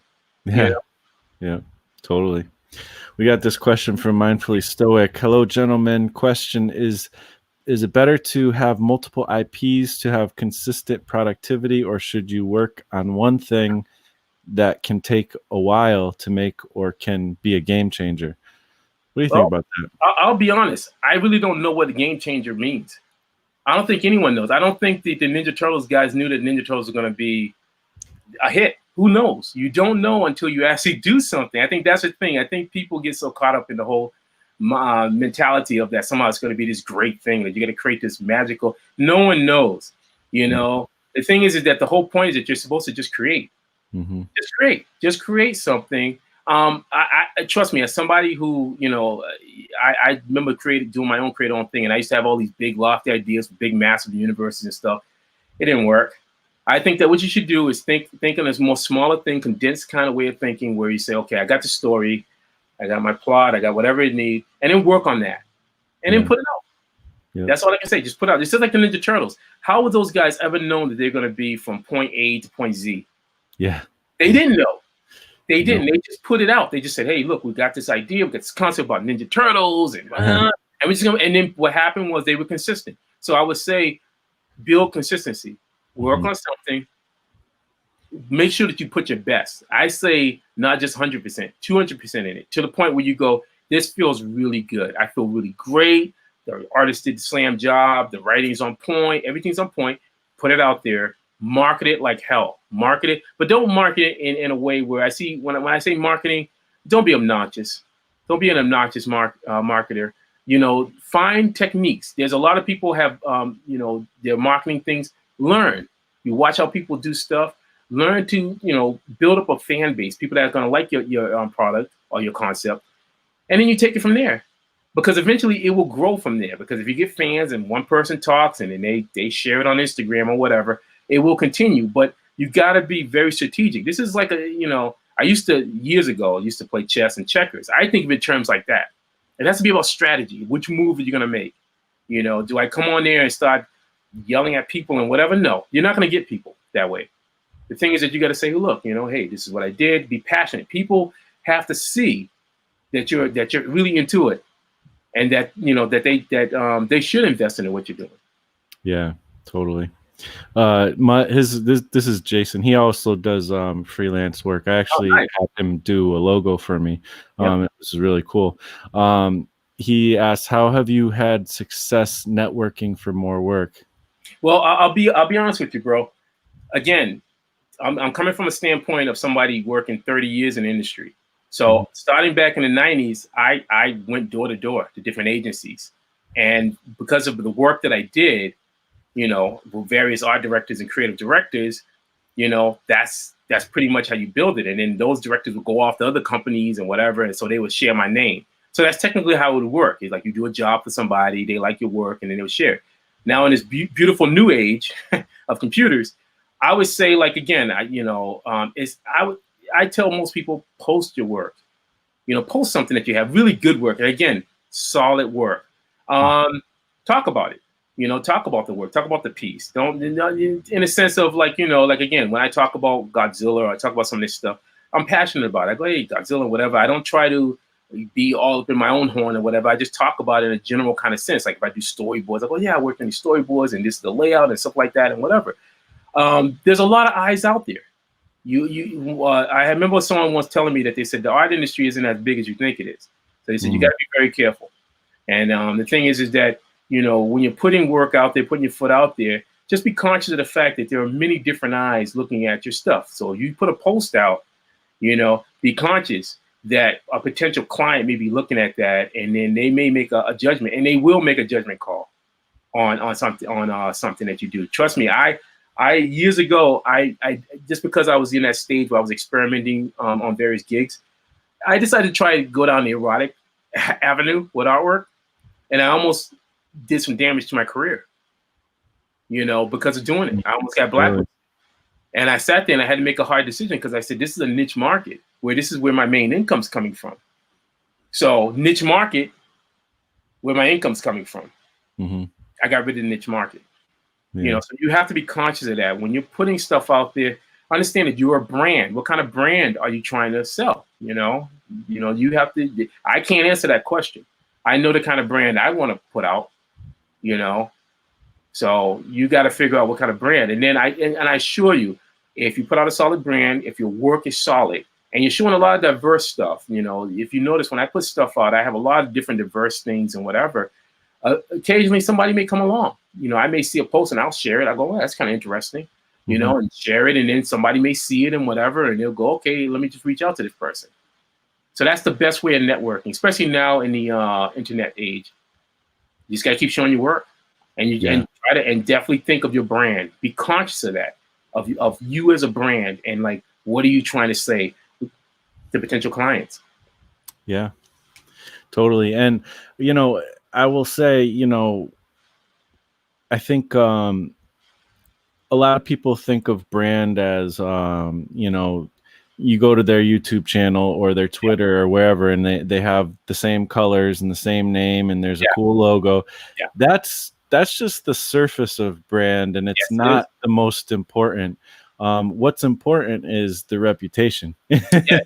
Your name is important. That's what the brand is. So and if anybody's looking to hire somebody to do logo, I definitely would recommend Jason, and I'm sure Frankie can do a mean logo too.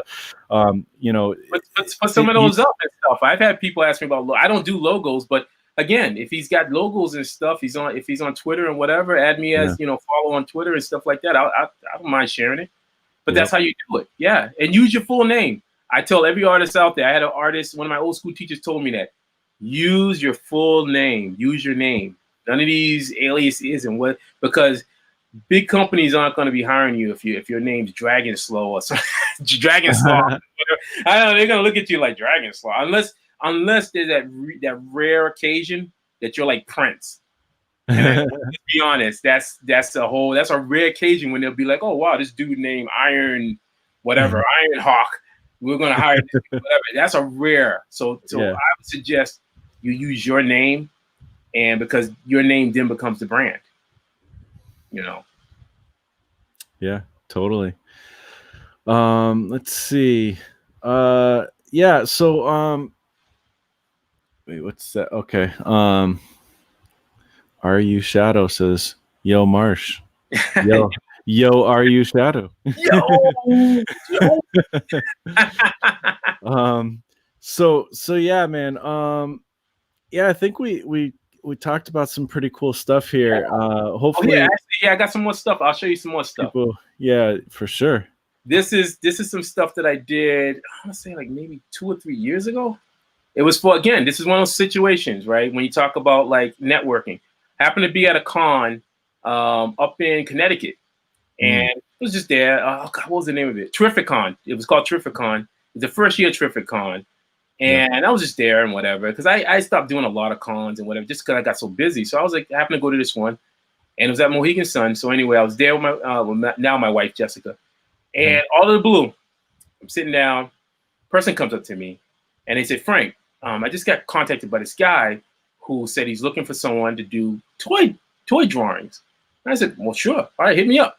So, you know, I didn't really think too much about it anyway. So this guy comes up and he says, hey, how you doing? He gives me his card. And he says, hey, check me out and you'll see that I'm legit. So I said, all right. Came home, checked him out. And I was like, this guy's for real. You know, SCS Direct, Inc., the Fortune 500 company. They do a bunch of just different things with toys as well. Next thing I know, bingo bango, I'm drawing toys for this company, you know, just out of meeting them at a con. And just because someone graciously said, hey, go over to talk to them or whatever. This is what came out of that. I designed these. Oh, wow. These became figurines and stuff, you know. They took my pencil drawings and made figures. That's cool. A bunch of them. Here's a few more. I don't have them all right here, but that's cool. Is that for like a game type of thing? They could be used. Yeah, they could be used. Yeah, it was called Big Bucket of Robots. And if someone is on Amazon or something, it's the Big Bucket lines. Like they did Big Bucket of Monsters, and this one was Big Bucket of Robots. But this is what happens. That's cool. You know, the life of of freelancing is, I always tell artists, always have business cards available. Even when you're going to, when you used to go to coffee shops and whatever, be ready when it happens, you know, because you just don't know. Something like that. I'm just at a con and someone just came up to me and said, hey, I think this guy can do it. Now, if I wasn't a commercial illustrator and I was just somebody who just maybe would be intimidated by that, I would have missed out on this great opportunity. Like I ended up doing that job and then a bunch of other different jobs for these guys. I actually did end up doing card game illustrations for these guys. Mm-hmm. And it turned out really good. It was a great couple of gigs. So you have to be ready. You have to be ready when it happens and then pounce on it and stuff. And it was really fun. It was something where, you know, I hadn't done designs like that. These are all my designs and whatever that I had done and got some figures out of it. So anything's possible. But again, you got to be able to. It's almost like that whole thing with Jim Carrey, when Jim Carrey supposedly carried $1 million check in his pocket, in his wallet for years. And then he didn't know he was ever going to make $1 million. But then when he finally did, he was able to cash it in or whatever. Oh, really? I never heard that story. Yeah. That's interesting. That's that whole thing of thinking like the positive kind of, like you sit there and you go, you begin to what is it? Visualize it in your mind. You go, yeah, this is gonna happen. So it's like almost like you have prize. Like I'm gonna visualize my comic book. I'm gonna get there. This is what I'm gonna do and stuff. You know, you be your own cheerleader. There's just that fine line where you want to be humble about it too. Because I think that if you begin letting arrogance get into it, I think that's when arrogance and things like that can really deflect you. It can affect your work. And then eventually, as you're trying to market it or whatever, it can affect that as well. And then if you don't succeed, boy, you're going to fall hard. You know, you're going to fall really hard. You're going to fall much harder than if you just looked at it and learned and processed it, much more harder than if you had taken that route. So anyway, it can happen, folks. Trust me, it can happen. I mean, the thing is you can't get too big headed about anything, because at any moment your whole world could change. You know, you could get hit by a bus. Your close family member could get hit by a bus. Like all kinds of things can happen that it'll be like, oh, I don't even care about what I was doing anymore. Like, That's right. Like I said, I never, you know, for the years that I knew Pete, there was never this sense where I was like, oh man, you know me or anything, and walk up to him, yo, dude, you know me, bro, and why can't you just, why aren't you asking me to do some work and whatever? None of that's just, who does that? Don't, it's like, the thing about it was, he was like, genuinely, he said, Frank, he's like, for years I've wanted you to do some stuff, and it started off with that cover. And I was like, wow, thank you. I was very humbled by it. It wasn't, I was happy for him. Like I always said, the things I've told Pete, I was very happy to see him going online and talking about the behind the scenes of the business, because I think that fans need to hear that. I'm one of those people where I'll sit through a movie and watch the trailers and stuff, because that I've been on that other side. When someone to look at and critique a movie and whatever, sometimes it's like I'll sit there and I go, oh, but if you only understood what it took to make that movie for you to sit there and enjoy those 2 hours. I've been on the other side of that, the late nights working, doing storyboards, and people trying to come up and changing. Like sometimes the studio coming in and telling them to alter certain things. There's a lot of things. There's a massive machine that's going on. So when Pete's talking about stuff, I'm hoping that people getting it and filtering it in, that doing comic books as much as Stan Lee, and who's incredible, like the fact of how he was able to market and put the stuff out there. He made it look like fun. There's a lot of business. Yeah. Stan Lee was like, that dude was a straight out hustler. He hustled the brand of Marvel. Yeah. Yeah. And he did a fantastic job. Yep. And the thing is that if he hadn't done that, I don't think we'd be talking about Marvel today. Yeah, honestly, I mean, I just don't think even comics in general, like DC, you can't tell me that DC didn't benefit from the work that that Stan Lee did, because he was the ambassador. He's like the only ambassador for comics to a certain degree, you know. Yeah. So but it was a job, and I think that's the thing fans have to understand, that because I get that same thing. Like, there's that point where I sit there and I go, man, it's a fun part of wanting to create art, but there's a business aspect to it. The thing is that, yeah, you create that artwork, but especially when you're running the Indiegogos and Kickstarters, are you doing your research? I've had so many people I've said, have you done your research? Have you built up a fan base? Have you started early? I'm not saying build a fan base on the day that you started your Kickstarter. Yeah. You should have already been working on your fan base a year earlier. Oh, that's why, I've produced some things, I got some free comics out there. I've done some like mini comics, things like that. But like, I've been doing this YouTube for a long time, and I'm telling people, like, I'm going to be doing a substantial project coming up in early next year. But I'm already getting I've been getting that locomotive like running for a long time, and hopefully when that comes, I'll be able to at least be able to fund without too much problem, I hope. You will change a lot more. I think that's the thing. I'm able to look back at my life and appreciate everything that I've done. Like, I go, man, all those late nights, those late nights where you just like, oh my God, why am I doing this and whatever. All that stuff, you look back and go, wow, I did it. I did it. That's what it's about. Imagine how cheated you would feel if somehow it was just so easy. You can't appreciate it if it's too easy. Yeah. And I really like what you said too about, like, in response to Jason's question, like that, share what you're doing, or what you've done. I mean, in this video, you showed me like 3 or 4 different products that you made for people. Like, you've already shown me a bunch of stuff. I actually, and even on the, the less comic book side of things, like, I have talked to a lot of people. I don't really do freelance, illustration. I've done a few little things here and there, but I've talked to a lot of my friends and peers do like that kind of thing.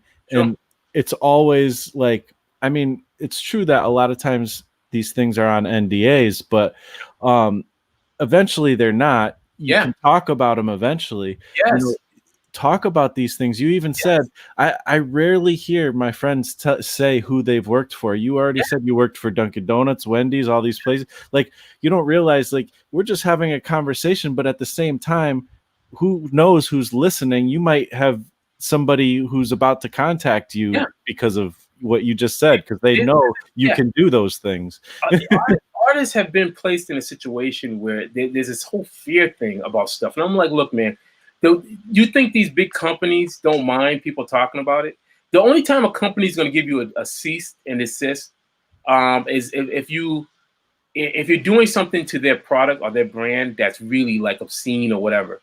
That's when you'll get something. Like, the only time I've ever experienced anything close to that, where I actually got a hand slapping from an agency I did work on, which it was my fault. I shouldn't have done it. I jumped the gun. Was that I did some work on a Tide. It was like a Tide commercial, and it was really quick. And what they did was they posted it online. I thought it was going to be like a TV thing, but then they immediately posted it online. So I didn't think anything about it. And I was like, oh yeah, these are some storyboards I did. And then I got the yeah. But that's really the only time I ever got something. I said, okay, yeah, I deserved it and whatever. But the thing about it is that, I'm in the belief that until somebody comes out and says something, then I'm fine. I think it's okay to be able to say, look, I did this stuff for, Hasbro. I did these things for Hasbro and whatever, and such and such. I don't, if you feel that nervous, you feel like you got to recheck with the people, then, I understand that, but really, I think that it comes down to the wording, how you shape it, the word. Maybe just be like, well, yeah, there's some things I did and whatever, and blah blah blah and whatever. Or these are some of my storyboards I did. Don't even say the name of the company if you don't feel that's whatever. If it's been a lot of years, why should they have any problems? They don't. Honestly, big companies don't care unless you're selling merch of their stuff, their brand, or if you're really doing stuff that's going to be so obscene to the point where they're like, okay, we got to shut this down. Right. Most times, most companies don't mind people doing stuff. Just like that whole argument when people talk about fandom art and whatever like that. I don't think fandom art's too much of a problem until it becomes when people are doing multiple things with it. Then, it is an IP. Yeah. and most likely they do have the right to give you a little slap around. Yeah. And if you push it, they may do a punch down. Yeah. But yeah, I totally think you're right.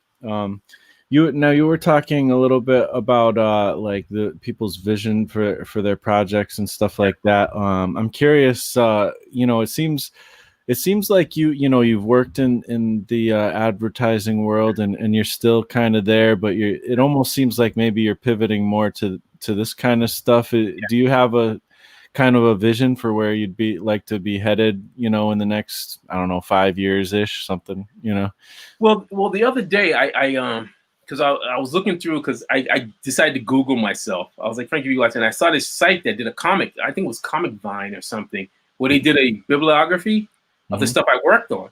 And I said, hold on a second, I worked on a lot of various comic book stuff over the years. So I decided to do a little searching and stuff. And it's like, man, I worked on all these different projects, even my own create own stuff. And so I think I'm at this place where I'm enjoying the fact of working on projects, like being hired to work on various projects. That's the place where I'm getting a lot of excitement from, because it allows me the freedom to be able to work with other creative people and to just create my work. It's still getting out there. I'm working on some fun stuff. And so I think that's the place where I'm at now. I don't know where 2 years, 3 years from now I'll be. But all I can say is at this point, it excites me right now. So the key thing would be nice to get lashed in onto a solid project that could get maybe a couple of issues so that people can really see the strength of my work to a sort of prolonged period. That would be kind of nice. That would be my dream thing. Yeah. So. It's interesting. I like that answer because it's different than someone might expect. But I listen to like Gary Vee a lot of times. I really like stuff he has to say. And one of the things that he says is he's got the big dream, is to buy the jet. That's like his thing, but he says, the day that I buy the jets is going to be like the most depressing day of my life, because I've gotten to the thing. Like the thing that I love is the game of getting there. I love the process of selling and marketing and doing all the things that I do. And what you just said was, I kind of like what I'm doing. Like I really get a lot out of this. And the thing is even if you have a huge vision for the future, like you don't know that that's actually going to be what happens. What you're going to do is you're going to try to get there. And then there's going to be like, this veering off here, veering off there, going into this thing, doing something you didn't even think you were going to do. And you might have a totally different career that's like somewhere in the same realm, but not what you ever thought. Yeah. And did you enjoy doing what you did to get there? Like that's the thing I do. I love doing I do a lot of YouTube videos because I love doing it. I love when I'm sitting there. Like before this, I was working on some art for the project I'm working on, Janaconda, with my buddy Aaron Guzman. Awesome. And I just love sitting there sketching and drawing and doing what I'm like. I love doing what I'm doing. So like that's really the reward, if you can do that and then if it can sustain you, that's like the big bonus, There's this weird mentality where people feel like it has to be this big, glorious, like anything that I've seen, documentaries I've seen about Jack Kirby, he seemed like the most laid back, he did, that dude just wanted to draw. Yeah. That's it. And he had a family. So he wanted to be able to take care, support his family and stuff like that. That's it. He wanted to create his stuff, make money to support his family. Yep. That's what I got from it. And I was like, that seemed fair to me. I know. I thought about that too, because you always hear like the story about Stan Lee and Jack Kirby and Marvel and DC and the woes of the industry and stuff. And same thing, as I've spent a lot of time looking into Jack Kirby because I love his stuff. Yeah. You know, and I came to the conclusion one day, I'm like, yes, there was all that. Yeah. But I bet you that in general, most times, more often than not, Jack Kirby was probably the happiest freaking dude, just like creating his thing. Because it wasn't like he was just creating for the job. Like he was creating worlds. He was creating universes. And they have the story of like he couldn't even drive sometimes because he'd drive off the road because he's thinking about his comic book worlds. Like, but here's the tragedy of it. The tragedy is that the people who are in charge of the money or in charge of, you know, the power, they couldn't see that. I said there, I said, man, if I went back in time and I was able to have the power to be able to say, okay, Jay, I would just throw money at him. I know. Like, do what you want to do. I would literally have been like, you know, especially when he was doing the fourth world stuff. Oh my God, I would have been like, I was like, you don't even have to ask. I would have ran to him. I would just ran up to him and said, dude, how much? He would have gave me a number. I would have doubled that number. There you go. And just stand back. But see, that's the problem is sometimes you have people who can't. It's almost like I almost wonder sometimes. It's, you know, when like teams and they send out what's those guys? They're recruiters. They recruit talent because they got to look at the talent, the young high schoolers or whatever, and they go, man, look at that kid. You know, maybe a couple more years. You know, and this and that. They can see, like, they can almost see a projection of this athlete's growth, right? I always wonder if that's like. Could that be something that could exist in the comic book industry, where someone could literally look at somebody and be like, I can see the potential here, you know, and be able to look at that investment instead of the fact of saying right here and now, like right now, like instead just be like, here's the potential. Like with Jack Kirby, someone could just be like, well, by that time, Jack Kirby had already been in the business for so long. So already, you know, he had already proven how amazing he was. So to me, there should have been somebody there just like, Jack, he shouldn't. My feeling about the whole thing, he should not even need it to even go to anybody. Someone should have went to him and should have been, hey, how you doing, Jack? Let's have a talk. All right, so what's going on, money wise? All right, cool. Boom, we're gonna hit you, and just give him what he wanted, and just let this man create. And then in your mind, you'd be like, well, he's creating. As long as he's happy, we're all gonna be happy.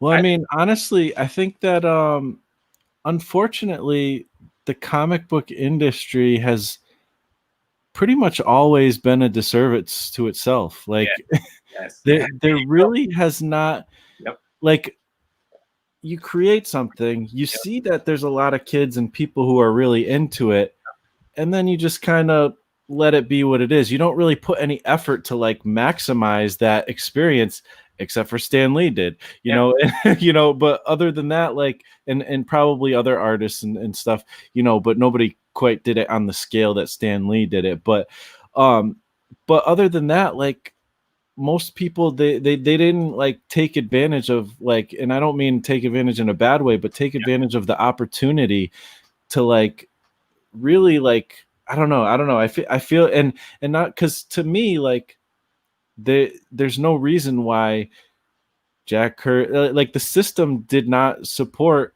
a Jack Kirby. Like, there was a genius working there, and the system, there was no system to like, okay, you know, you literally created the whole Marvel universe. You should get some royalties off of that, you know. Like, look at the mentality that helped bring about Image. Yeah, and that's literally the same thing that happened. Instead of them looking and saying, okay, you guys just brought in, just sold millions of copies, right? You know, at this point, millions of copies, right? And your first thing is be like, nope, I don't want to give you guys what you should deserve. Like I think Todd and those guys, they wanted some of that, some of the money from the merch. They wanted some percentage from the merch, which is rightfully so. They were like, hey, our images are appearing on T-shirts and posters and stuff like that. So we just want a little piece of the cheddar. But the big company, they were like, no. You know, because they only focus on the fact that them is just the artist. You're just here as working as an artist. You're getting paid. So boom, boom, boom. And it just wasn't thought out. That wasn't thought out, right? Yeah. Because the thing about it, you inadvertently helped to create an image, and those guys made a ton of money.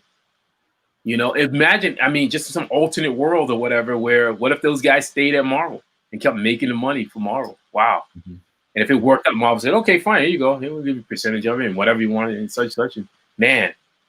Because even, I mean, even you know, back in the old school days, like even with Stan Lee, like, you know, they weren't, it's like it's an industry that was never focused on its actual thing, like the comics, like, because even with Marvel, like Stan Lee was, after a while, he was out in Hollywood just trying to get movie deals, TV deals, like even that, like there's so many like things where it's like early on in the comic book game, it was like they would just, you know, printed like news strips into a book format and put it on newsstands. So, but these were like magazine companies. They weren't focused on comics, you know, they were focused on pulp things, different things like that. And they kind of stumbled on comics and it's like, okay, well, that's our comic thing that we do, but we still do magazines. And, you know, Marvel was a magazine company and there was a branch that did comics. Like it's just a weird industry, like that never really focused on itself. Yeah. It's so odd.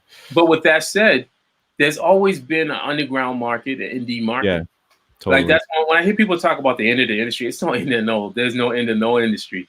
There's always been underground comics, and there's always be indie, and they always will exist because there's going to be people who want to just put out their books, you know, who want to do stuff like that. And the thing about it is that I feel like that's what we're going to. We're at this place now where it's like a gold rush. People are now putting out stuff. The thing that's going to separate many people as they put the stuff out is just the quality of the work.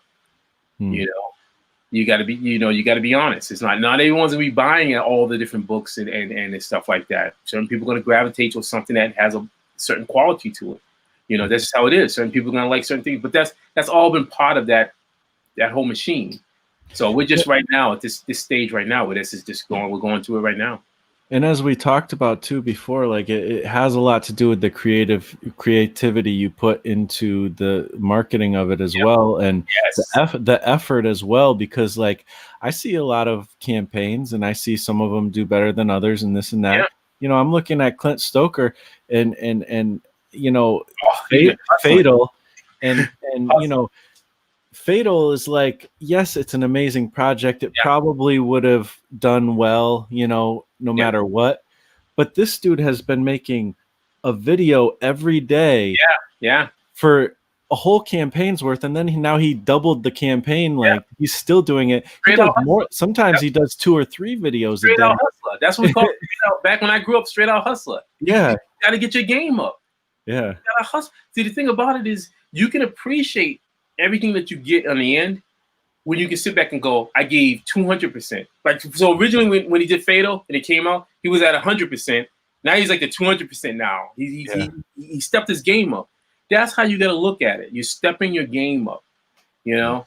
You just can't sit back and be like, okay, I'm just going to put my Indigo thing out here and then wonder why it doesn't fund. Well, I saw one person, I saw somebody, in a group who literally his Kickstarter didn't it failed and stuff, and then he literally wrote into this it was a game, it was for a game and stuff, and he pretty much was asking people why it wasn't a success. So he's asking people to critique it, and they pretty much were like, well, the art wasn't that great and blah blah blah. You know, I think it's bold that he's doing that to ask, but I think that that's something where, you know, do you really need people to tell you that something's not that good? I mean, you could do your own research. You know, you can do your own research. You can sit back. I think again, you got to take the time to really look at and see what is going on that's successful out there. And these are the things that even in advertising, they pay people, do focus groups and stuff like. I'm not saying you have to do all that stuff. You don't have to pay a ton of people to do this. This is about you taking the time and researching. You know, hey, a day, 2 days, a week, whatever it takes, because it depends on how much you've invested into this particular project, into this particular brand. How much did you invest? How important is it to you? I love when Pete is talking and he tells people who are trying to submit stuff to Alterna, and he says, look, he's like, you know, even if I don't like something, don't stop there. You can send it someplace else or whatever.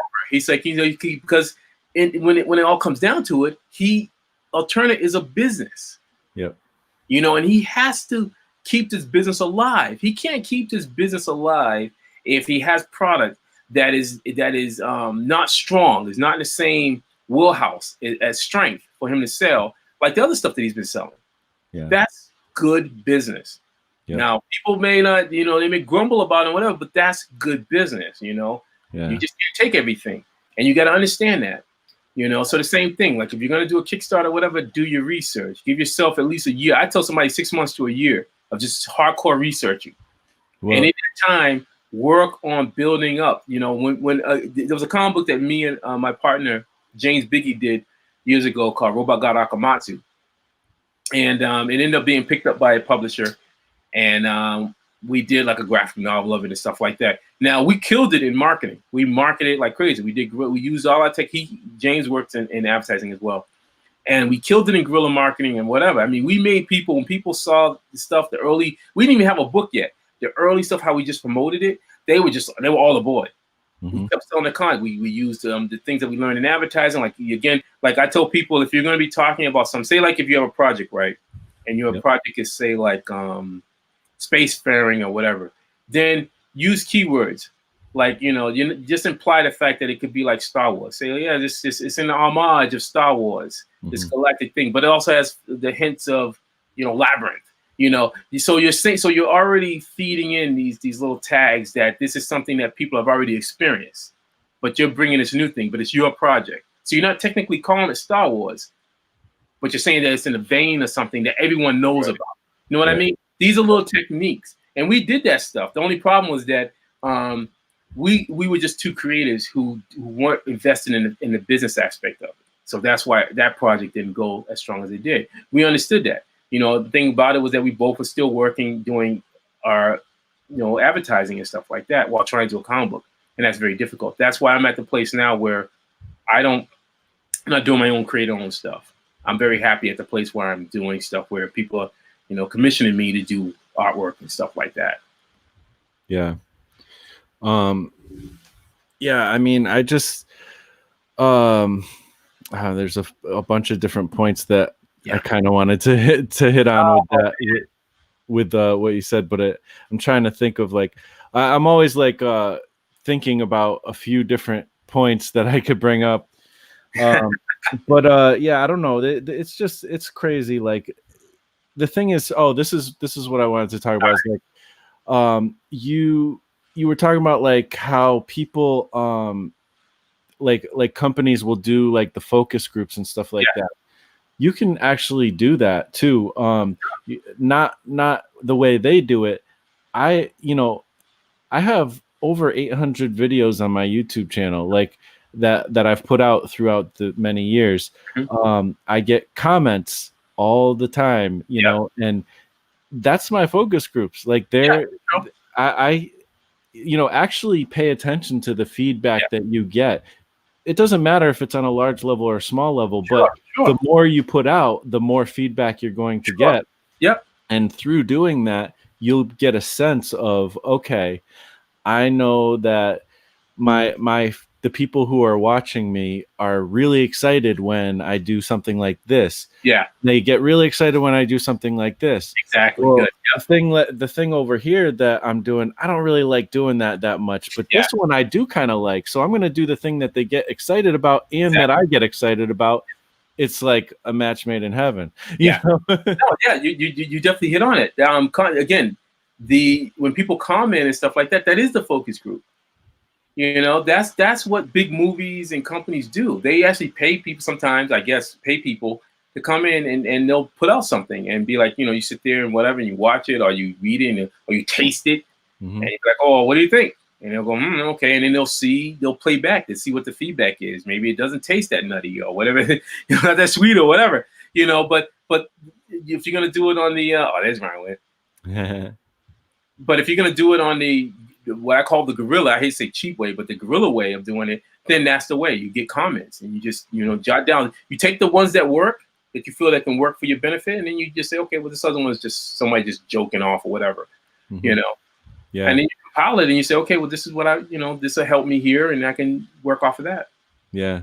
And you know what's funny too is the complaints that I hear from people are interesting, and they're always the same complaints. Like if somebody's trying to do the YouTube thing, Yeah, they'll always complain about the algorithm. Oh, the algorithm is against me and stuff like that. What you don't realize is like the algorithm is not against you. The algorithm is for YouTube. Yes. They want people to watch your videos if your videos are things that people want to watch. Like you like you the way the algorithm works will, if you are dedicated to make YouTube work, Yeah, it will train you to make good content, yes. And I mean there's all kinds of ways that people try to game the algorithm, and there's all that stuff.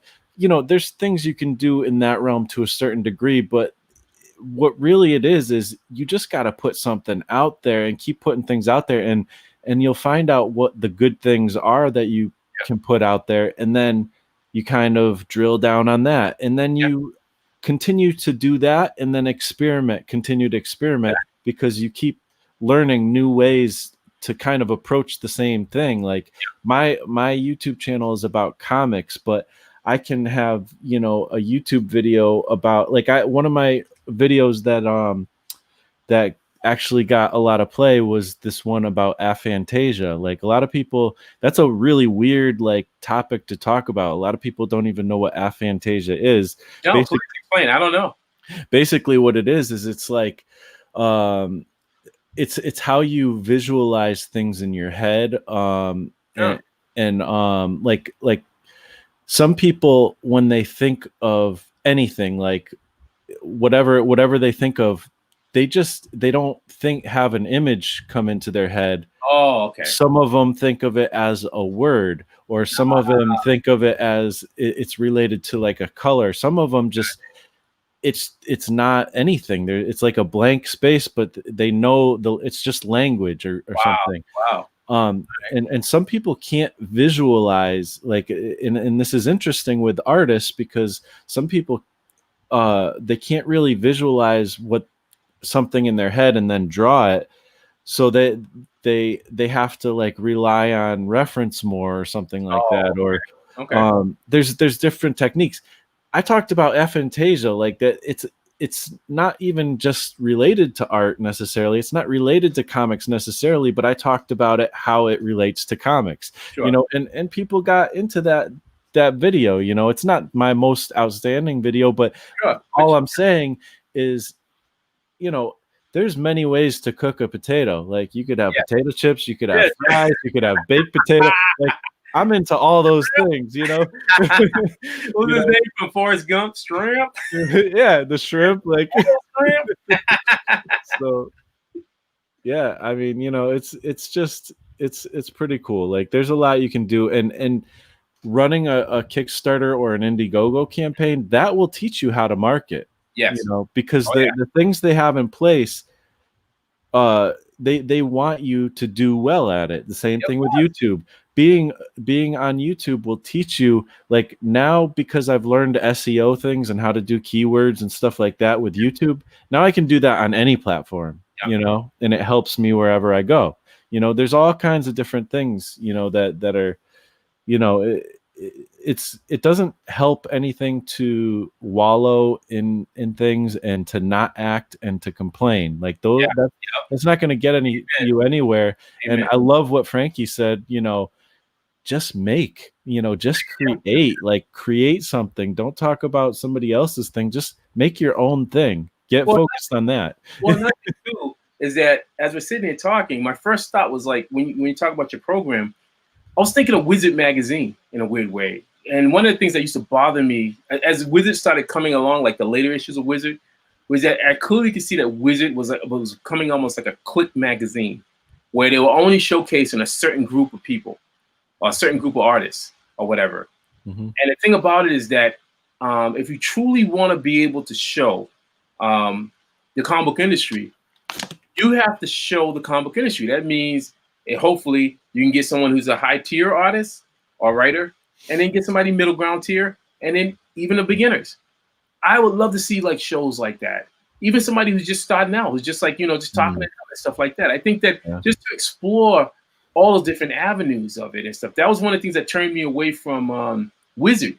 For years, I remember like there used to be another magazine called Hero Magazine, and I think I sent some work to them, and they put it in and stuff. But they were great because a fan magazine too, where they clearly would like, okay, if you just are a fan of it, it would send some stuff in, and it would show your stuff. And it was a great boost for up and coming artists. It allowed them to be able to get in front of the camera and stuff like that, or not in front of the camera, but to be able to put their work out there. Or if they sent their work in, written stuff, then they would respond and stuff like that. And those are the things that could be kind of like, if you're going to look for like, say, well, what would be different than what somebody else is doing? That would be the difference. I mean, the comic book industry is a vast industry, and clearly there are a lot of different voices. I'm one voice, but there's a lot of different other voices out there as well. And I think that it's really good that you have a program here where we're just talking. Yeah. I tend to, for me, I gravitate to programs like this. I love when it's just talking about stuff that I can go, okay, yeah, I can process that, I can get that and whatever. And I can, he just said something I didn't even know about. Okay, I can add that to my thing. Instead of people just, we can have some fun and we can talk smack and joke and whatever. But, I want to get stuff that has some substance to it. And I feel like this is what your show has and stuff. So I'm really happy just to be on, man.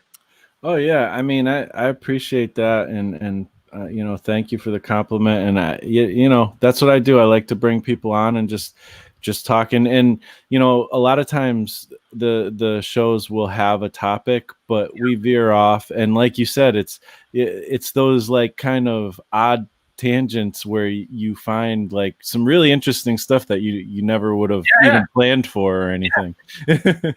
You go, oh shoot, okay. Yeah, it's pretty cool.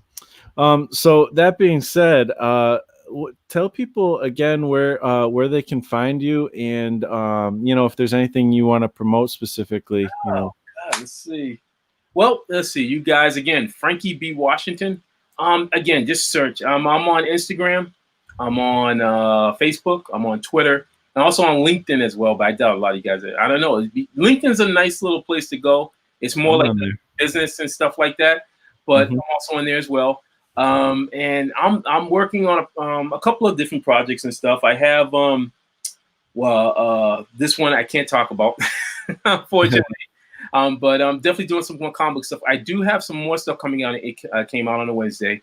I think I have another Franklin Gore story coming out, and then Team KS1 will be coming out as well. I just don't know when they're gonna be dropping. So, but they definitely are coming. And then I think the log story that I did will be coming out in the next log. The log that's coming out, that's supposed to be coming out now, it's in the next Legends, this Legends log. And then I also did the piece to pin up for Blood Realm. Yeah.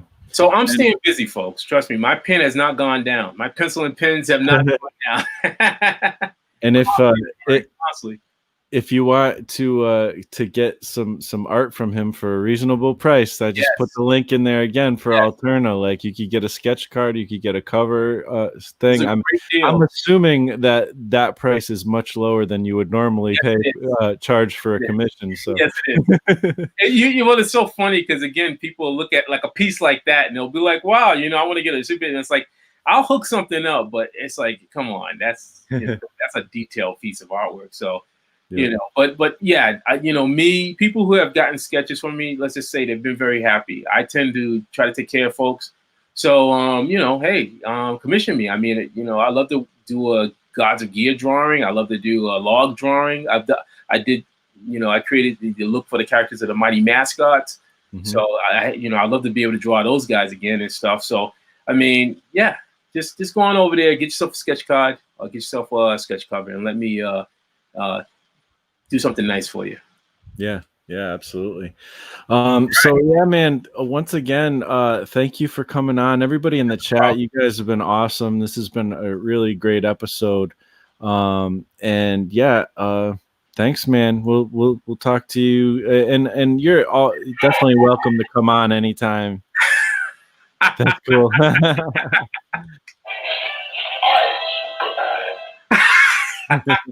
There you go.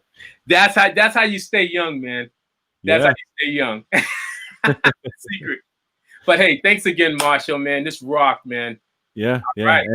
Anytime. You're welcome back on the show if you need Thank to. you so much. Yep. All right. Later, guys. Later.